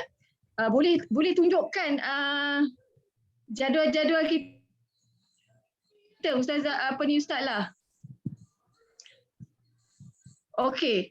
Terima kasih Ustaz lah. Baik, anak-anak semua dan juga ibu bapa ya. Dalam minggu yang lepas sebenarnya kita telah lancarkan satu jadual berdasarkan satu program yang kita panggil program iRead ya, di mana dalam program ini kita fokus kepada subjek-subjek yang memerlukan kepada murid-murid untuk membaca lah ya, untuk menguasai subjek ini. Dia lebih fokus dan tumpuannya adalah kepada membaca ya. Jadi mari kita baca sesama dengan laju lah ya. Saya ulas daripada apa yang ada pada paparan kita ni. Jadi untuk pelajar-pelajar tingkatan 4, subjek tu ada 5 lah ya, ada 5 subjek iaitu bahasa Melayu, bahasa Inggeris, sejarah, pendidikan syariah Islamiah, pendidikan Al-Quran dan As-Sunnah ya.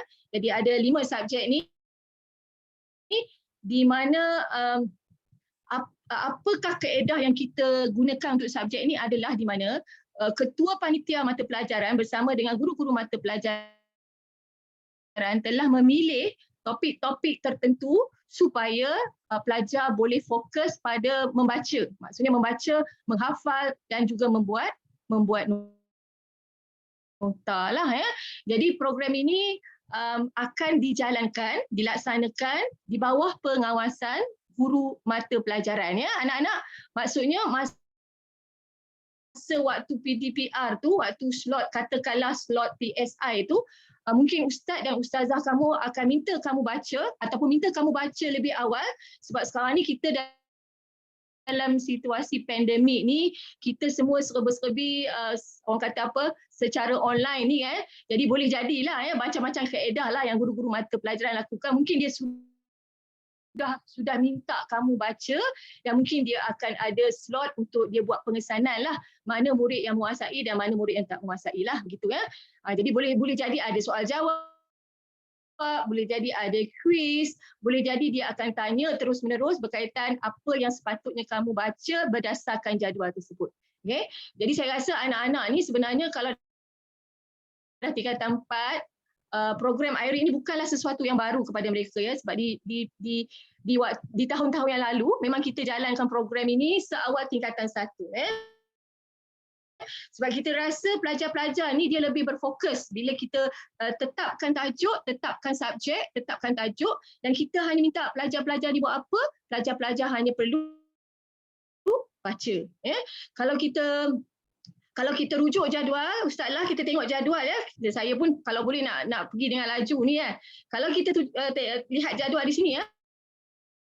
Ini adalah apa yang guru-guru mata pelajaran telah putuskan. Jadi dia ada slot untuk subjek, katakan bahasa Melayu tingkatan 4. Tajuknya adalah harga teknologi. Jadi dia suruh kamu rujuk buku teks lah. Ini semuanya adalah merujuk kepada buku teks, dan awak perlu buat apa? Awak perlu catatkan isi-isi penting. Jadi lain subjek adalah ada sedikitlah kelainan. Kalau kita tengok bahasa Inggeris tingkatan 4, okey. Bahasa Inggeris tingkatan 4, tengok tajuknya apa? Financial awareness. So dia minta buat apa? Dia suruh identify 20 adjectives in a fictional story and find their meaning. Jadi jadual ini berteruslah untuk semua kelima-lima subjek tadi tu. Okey anak-anak, faham ke? Faham ke anak-anak? Faham cikgu, faham. Senyap saja ni. Faham? Okey. Jadi tak ada masalah. Yang penting ibu bapa tahu, ibu bapa pantau. Apa yang ibu bapa boleh buat, ibu bapa tanya dekat anak-anak, hari ni dah baca ke belum? Boleh baca ke? Boleh ceritakan ke apa yang dibaca? Kalau boleh lah tuan-tuan dan puan-puan yang ada di rumah, sambil-sambil tu pantau anak-anak. Dan yang paling penting seperti mana apa yang Ustaz Ismail katakan tadi kan, awak memang kena ada disiplinkan diri yang tinggi. Disiplinkan diri awak tu kena tinggi. Mungkin ada hari awak terlepas pandang, awak termalas, awak terlepas tugasan. Jadi saya harap dengan adanya disiplinkan diri yang tinggi, awak cepat catch up. Awak rujuk ni. Kalau saya jadi pelajar, kalau saya lah jadi pelajar tingkatan 4, saya rasa inilah tajuk-tajuk hot kan, tajuk-tajuk sport ni kan. Jadi boleh beri lebih masa, boleh beri lebih tumpuan. Apa yang awak kena buat adalah awak baca. Okey, boleh ya. Jadi kalau ikutkan jadual ini, sebenarnya tajuk-tajuk telah kita susun sehinggalah minggu ke-21. Okey. Jadi tidak ada masalah ya. Tidak ada masalah, kita dah rencanakan lah ya. Jadi guru-guru akan laksanakan program ini sewaktu PDPR lah ya.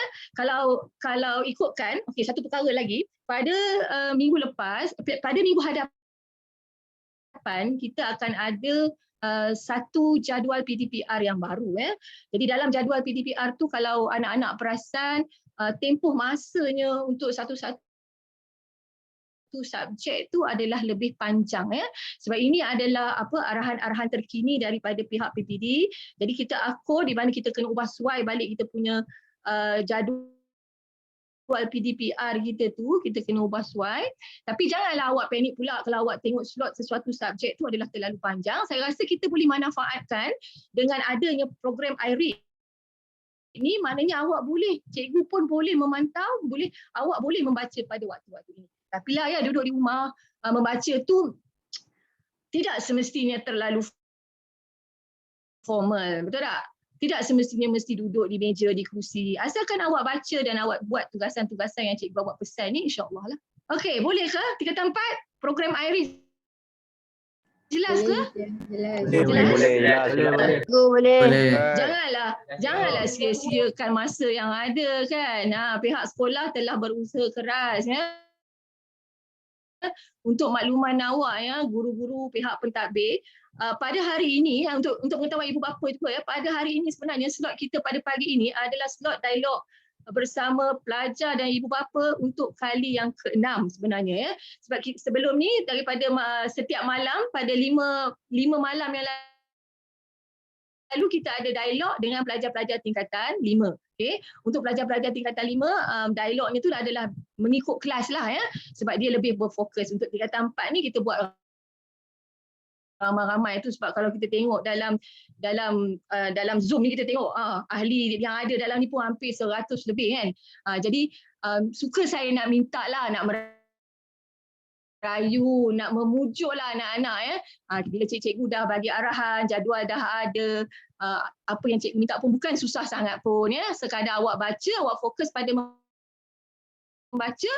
Dan kalau awak perlu paksa diri awak, paksalah supaya program ini berjalan dan kesannya adalah nanti awak akan dapat menguasai subjek ini dengan lebih baik ya. Jadi untuk pelajar tingkatan 5 ya, mereka ada 6 subjek yang pengetua telah tetapkan di mana mereka wajib skor A.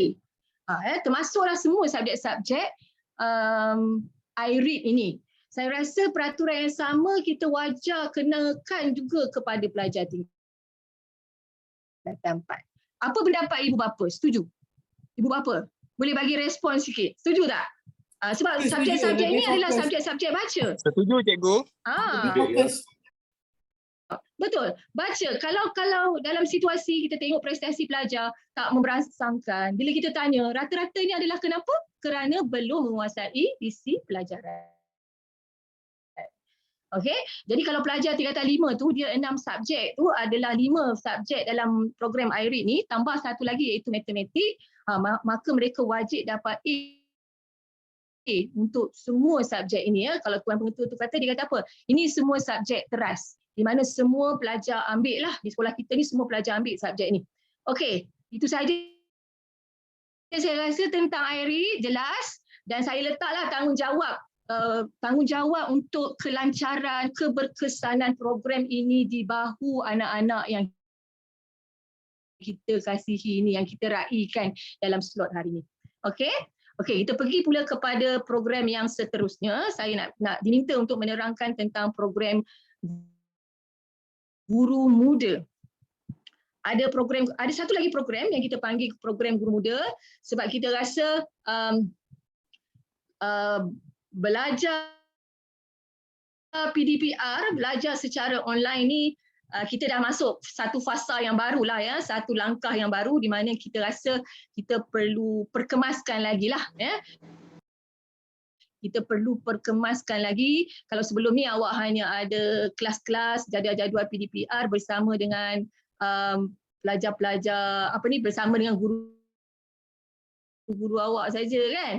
Jadi kali ini kita nak bagi kemas lah ya, hasrat kita tu supaya awak lebih pembelajaran tu lebih teratur, lebih terbimbing. Jadi kita ada satu program yang kita panggil sebagai Guru Muda ya.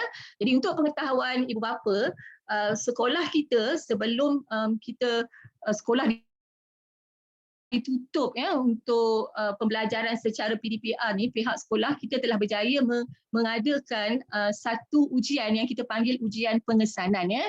Okey. Ujian pengesanan ni sebenarnya waktunya tu di bulan Mei tu dia macam ambil slot untuk peperiksaan pertengahan tahun.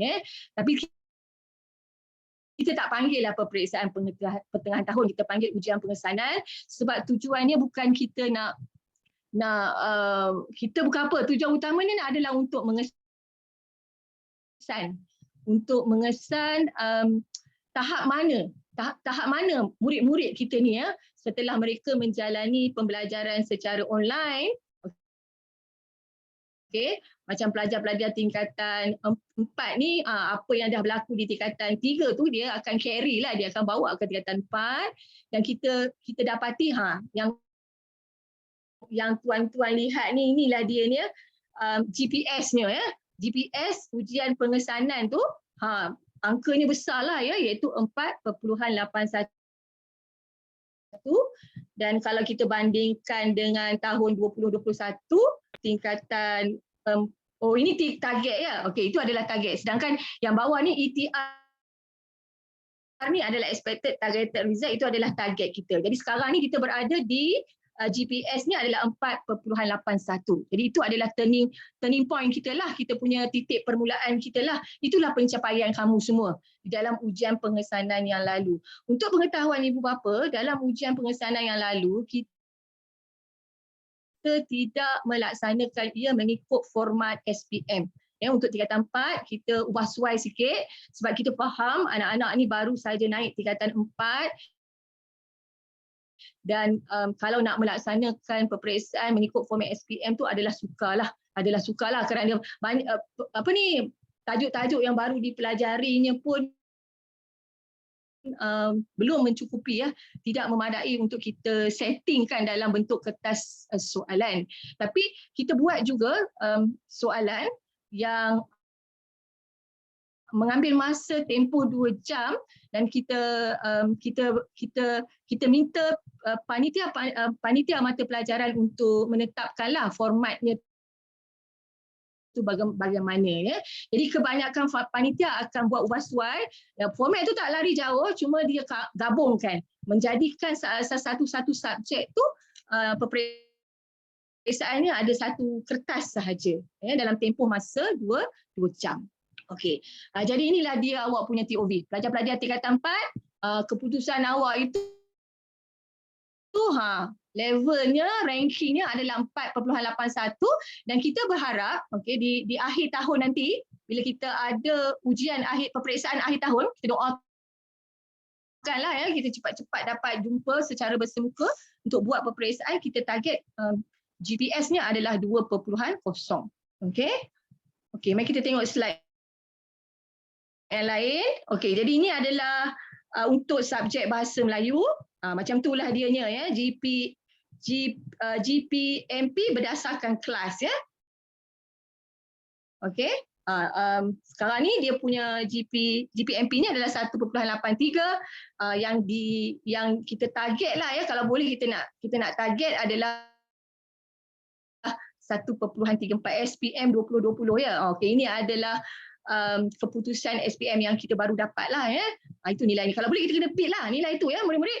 Jadi awak tengok tu kelas awak tu 4 biru ni, 4 jabir, 4 kaldun, 4 rus, 4 taimiah. Macam itulah dia ni prestasi awak.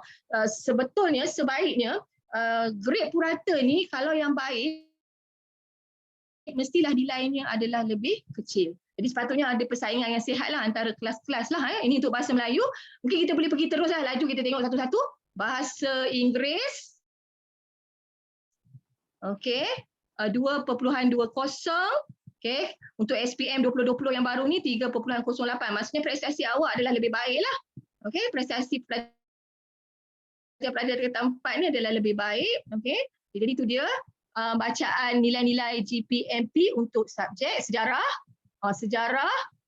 Lompat balik bahasa Inggeris, sejarah. Okey. Sejarah ni besar ni, nampak ni. Murid-murid sekalian, pelajar tingkatan 4. Sejarah ni besar ni, grade puratanya sampai 5 ni. Tak patut ni. Subjek terat ni mesti sebab kamu tak baca. Mesti sebab kamu tak habis baca. Okey, tak boleh. Mesti baca, okey. Saya harap dalam program IRI tu, pembacaan, penghafazan hafalan tu diperkasakan. Subjek sejarah ni adalah subjek yang senang boleh skor A+.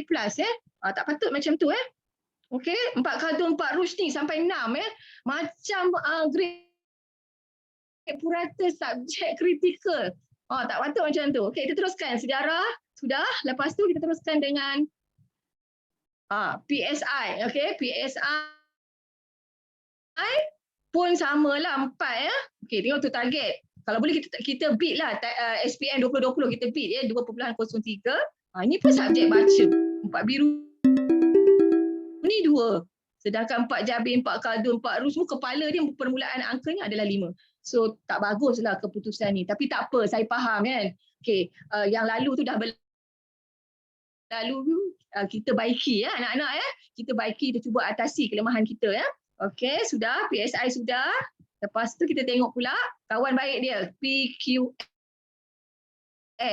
Okey, tengok tu PQS 1.6, ada yang 4, ada yang 3, 4 jabir, 4 rush. Okey.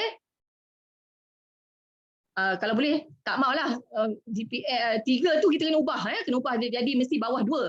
Okey. SPM 2020 tu kita tak mau 2.46, tak mau. Kita mesti nak 1. Kalau 1 tu semua orang dapat A. Okey, mesti angka 1 Okey. Quran Sunnah sudah.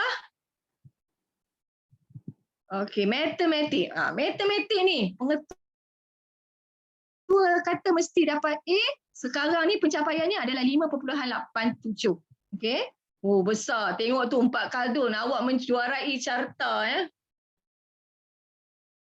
Okey, ini semua perkara-perkara yang kita kena ambil beratlah Okey, awak naik tingkatan 4, awak meluncur dengan jayanya di tingkatan 4. Bukan salah awak, saya faham, tetapi kita kena bina kekuatan diri kita kena banyak buat latihan, kena banyak bertanya dengan guru-guru supaya awak boleh baiki prestasi awak. Ini juga prestasi tidak memberangsangkanlah ni Jadi dengan ibu bapa kita share lah. Kalau saya pergi mesyuarat, saya ni guru kanan sains, kalau saya nak bentang ni dengan cikgu sains, cikgu maths daripada daerah yang lain ni malu ni kan.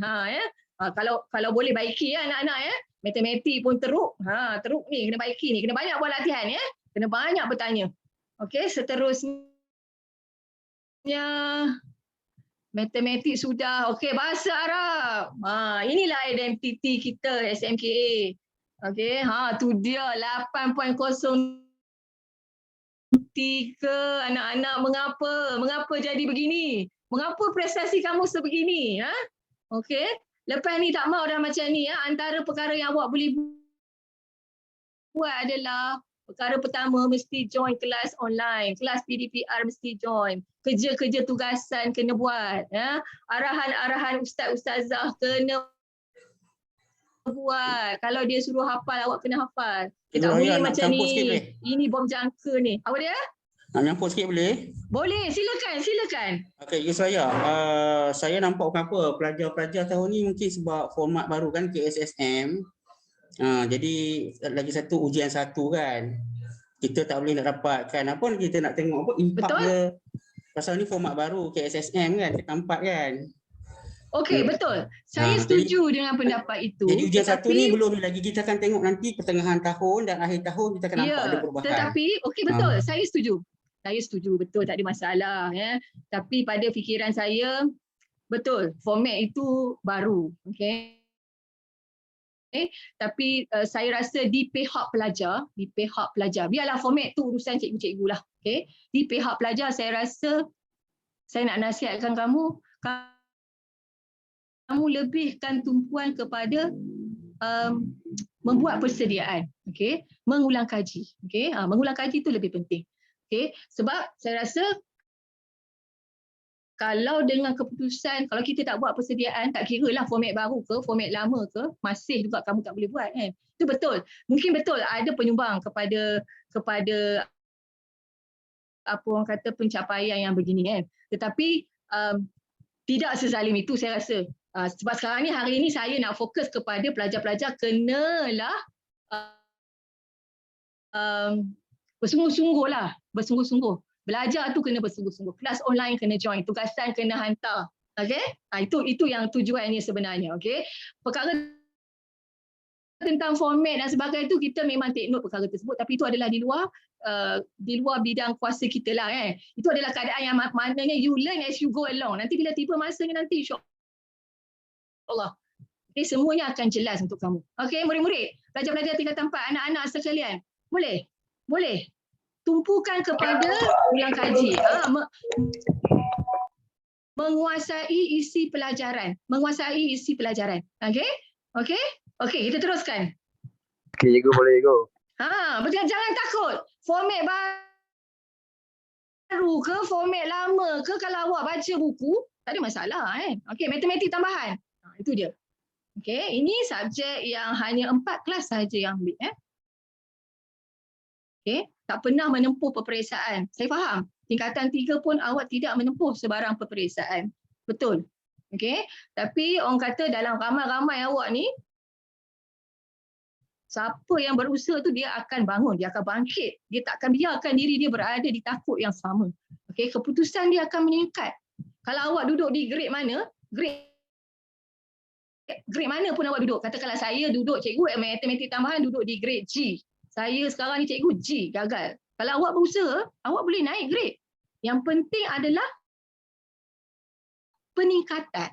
Peningkatan itu berlaku bila awak menguasai isi pelajaran. Caranya melalui menghadiri kelas online, buat tugasan, bertanya. Komunikasi dengan guru adalah paling penting. Waktu PDPR ni, ada macam-macam masalah. Ada ramai pelajar diam saja. Ada juga ramai pelajar yang bagi tahu kat cikgu dia. Cikgu saya tak boleh hantar tugasan hari ni. Saya tak boleh join kelas cikgu. Saya bantu ayah saya di rumah berniaga. Macam-macam lah situasi kan. Jadi tu saya kata, dalam situasi sekarang ini, yang paling terkesan adalah pelajar. Tapi pelajar saya tak kata awak tak boleh keluar daripada keadaan kemelut awak sekarang ini. Jadi apa yang saya minta pada awak adalah awak kena, orang kata apa, buka mulut awak. Atur langkah awak supaya kita dapat keputusan yang lebih baik. Boleh anak-anak ya? Boleh ke? Boleh ke? Boleh? Boleh cikgu, boleh. Boleh cikgu, boleh. Okey. Okey, seterusnya. Seterusnya fizik. Okey, itu dia fizik. 3 kelas saja yang ambil fizik. Okey, 4 biru ni 4 jabir. Okey. Itulah keputusannya dapat 6 ya. Selalunya fizik ni dia mesti 4 ya. 4 dan ke bawah lah keputusannya. Dia punya GPMP dia. Grade purata mata pelajaran. Okey, seterusnya. Seterusnya adalah subjek kimia 4.56. Itu pencapaian awak ya. Okey, itu dia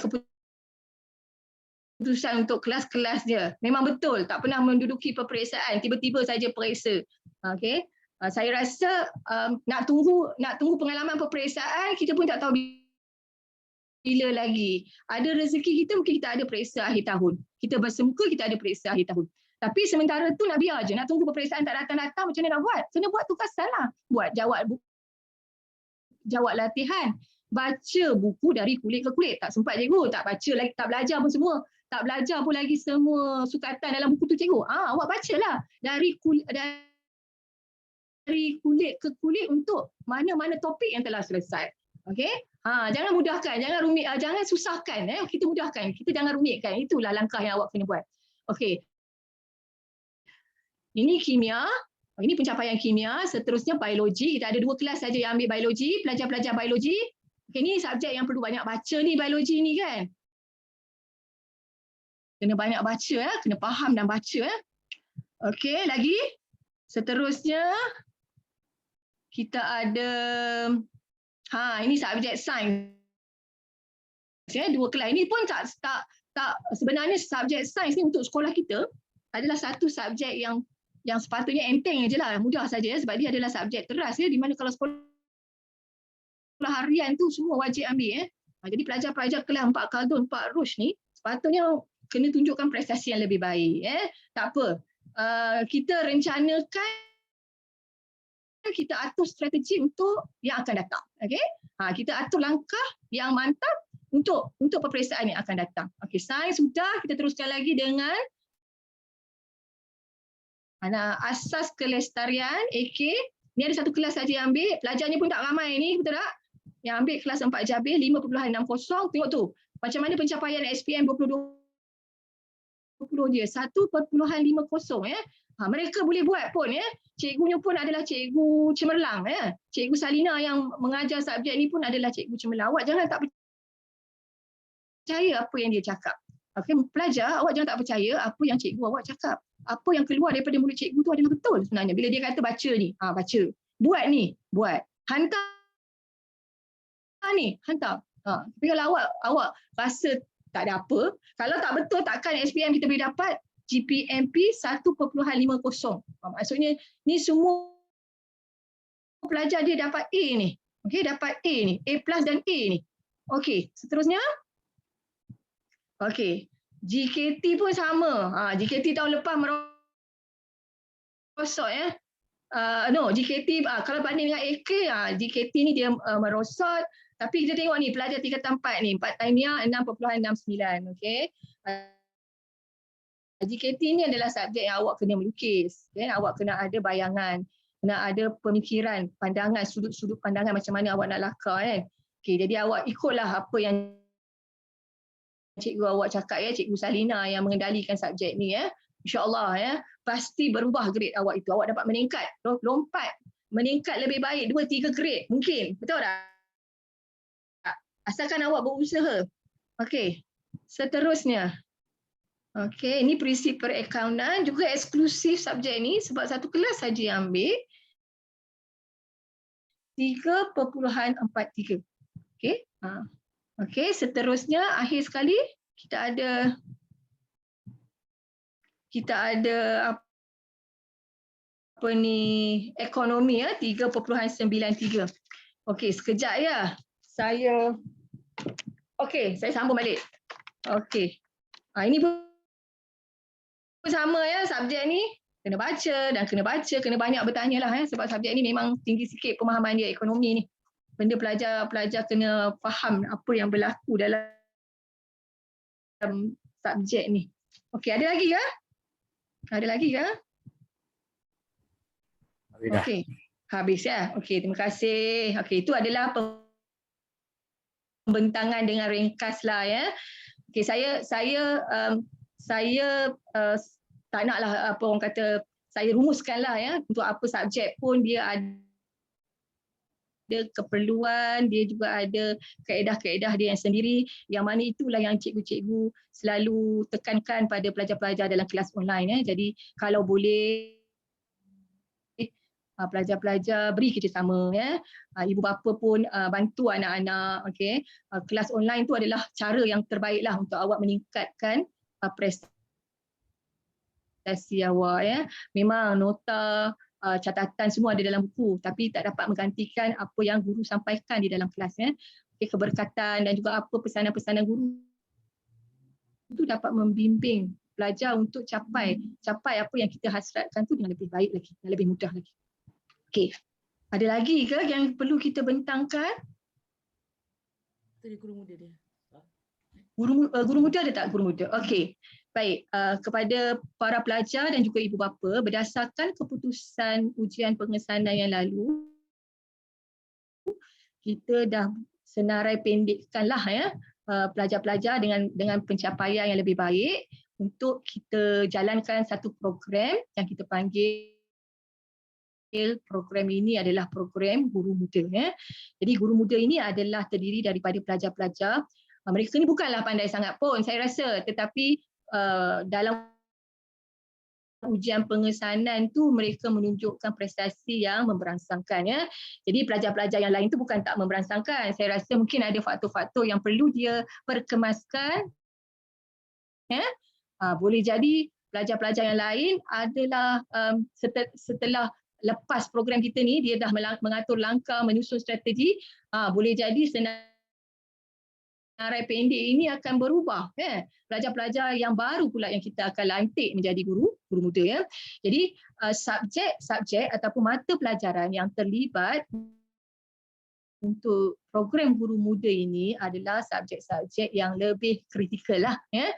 Kalau tadi kita ada 5 subjek yang fokus kepada membaca, jadi subjek subjek yang lainnya kita letakkan di dalam program Guru Muda ini, di mana subjek-subjek ini dia punya kandungan dia tu lebih lah, maksud saya cabarannya itu lebih, di mana kita merasakan apabila nak menguasai satu-satu soalan, satu-satu topik untuk subjek-subjek ini adalah lebih mudah, di mana kita ada kumpulan-kumpulan kecil di mana pelajar-pelajar ini boleh duduk bersama berbincang menggunakan laras bahasa mereka sendiri, okey, mengajar kawan mereka, dan kita harapkan guru-guru muda yang kita lantik akan dapat mengendalikan kumpulan-kumpulan kecil ini supaya perbincangan itu akan berfokus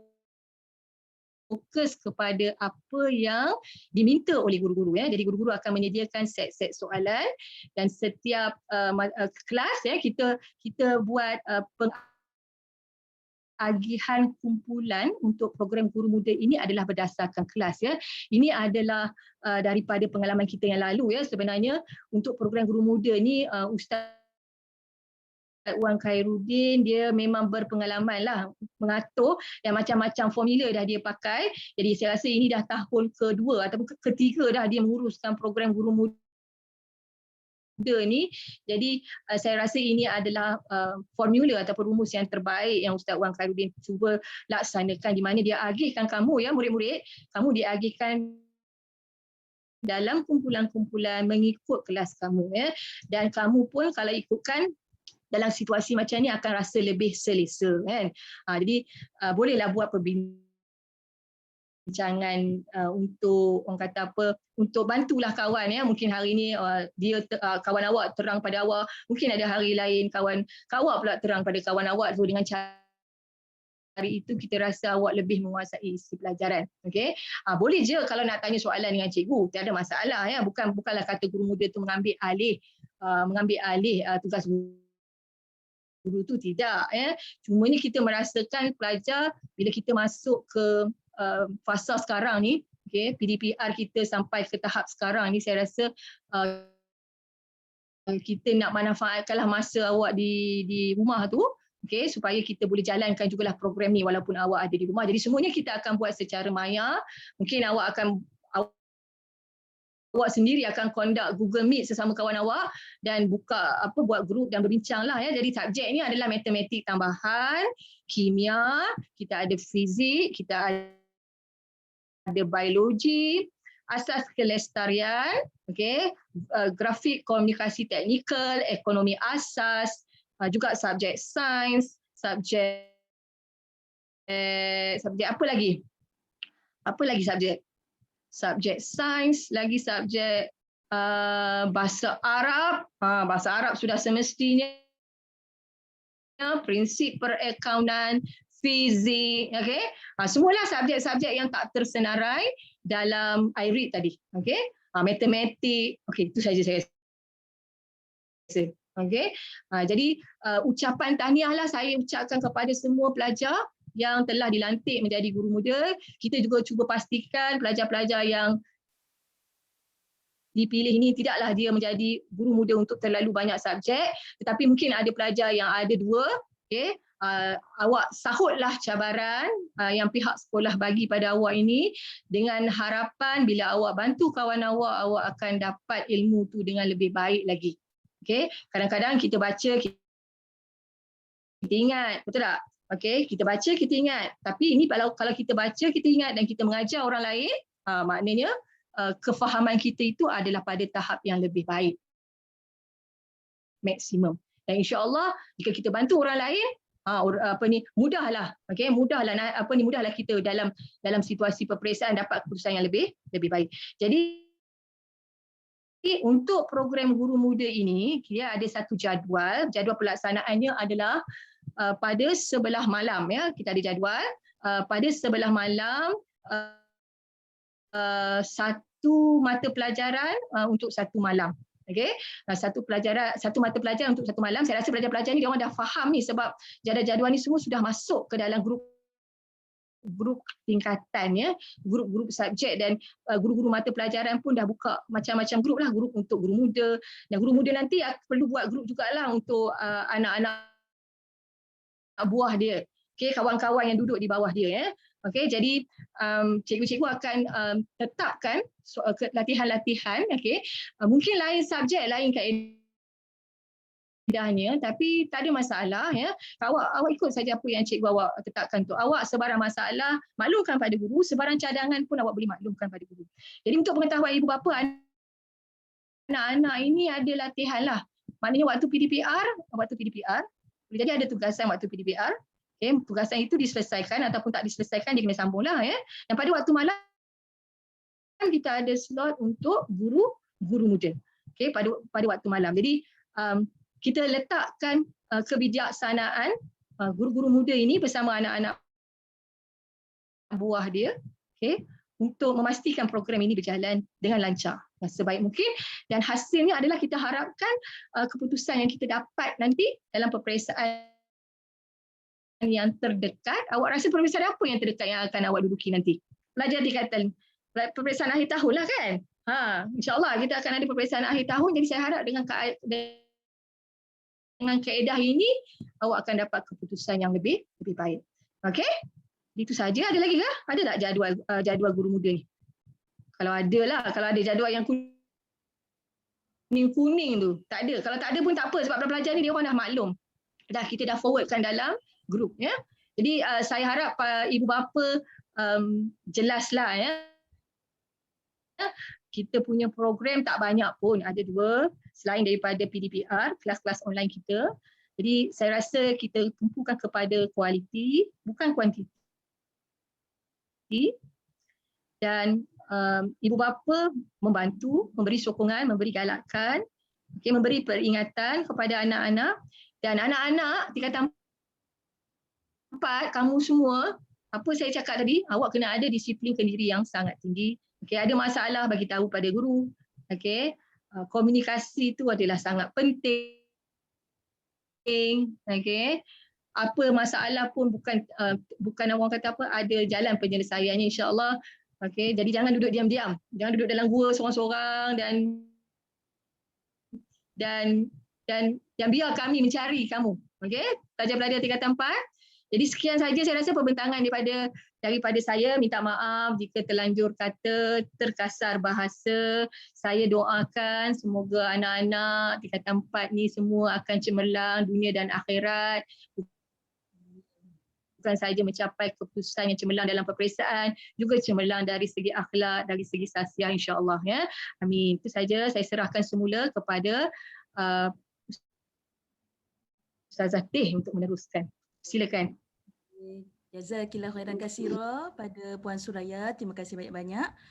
Semoga apa yang disampaikan oleh Puan Suraya menjadi semangat, satu kata-kata semangat untuk anak-anak bangun, sebab tahun lepas lama tidur kan. Tahun lepas tu kita tak ada periksa, jadi sangat relax rasa kan. Jadi tahun ni kita push up lah diri kita semua. Untuk apa? Untuk menjadi ummah yang gemilang lah ya. Janganlah kita di tahap SMKA tu biasa-biasa saja ya. Jadikanlah SMKA tu betul-betul ya, kamu ni orang yang hebat. Jadi untuk tidak menangguhkan masa sebab kita dah terlewat, dah dekat pukul 12. Okey. Marilah sama-sama kita menangguhkan majlis. Saya tak ada apa-apa dah kan? InsyaAllah kan? Puan Suraya rasa tak ada apa-apa kan? Boleh kot? Okey, betul. Boleh. Majlis dengan suratul As dan tasbih kifarah. Tetapi sebelum itu Ustazah lupa nak ucapkan juga ya, terima kasih banyak-banyak pada semua anak-anak yang amanah lah bagi tahu pada ibu ayah hari ni ada program ya. Tahniah, kamu memang hebat ya. Dan terima kasih banyak-banyak juga kepada para ibu bapa yang dari awal ya. Macam Cik Zain ni, sudah rasa lah nama dia naik banyak kali. Cik Zain ni daripada awal sehingga akhir mengikuti program kita. Tahniah ibu bapa. Moga sokongan padu ibu bapa ini menjadi momentum untuk kejayaan anak-anak. Jadi marilah sama-sama kita tangguhkan majlis dengan suratul As dan tasbih kifarah.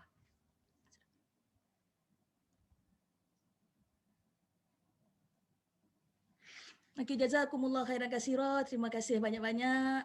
InsyaAllah jumpa lagi. Ilal liqa. Terima kasih. Terima kasih. Terima kasih ibu bapa semua yang hadir. Kita berjumpa secara maya. Minta ampun, minta maaf kalau terkasar bahasa. Baik, terima kasih. Baik, sini saya nak mengucapkan terima kasih kepada Kita pantau sama-sama anak-anak kita ni. Okey, terima kasih juga Suraya. Kita jangan mengalah dengan COVID ni.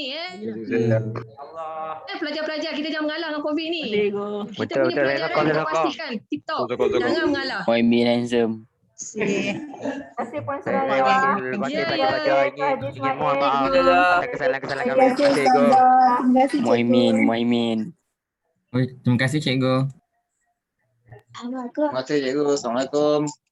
Ayah, pada hati. Terima kasih Cikgu Suraya dan Ustaz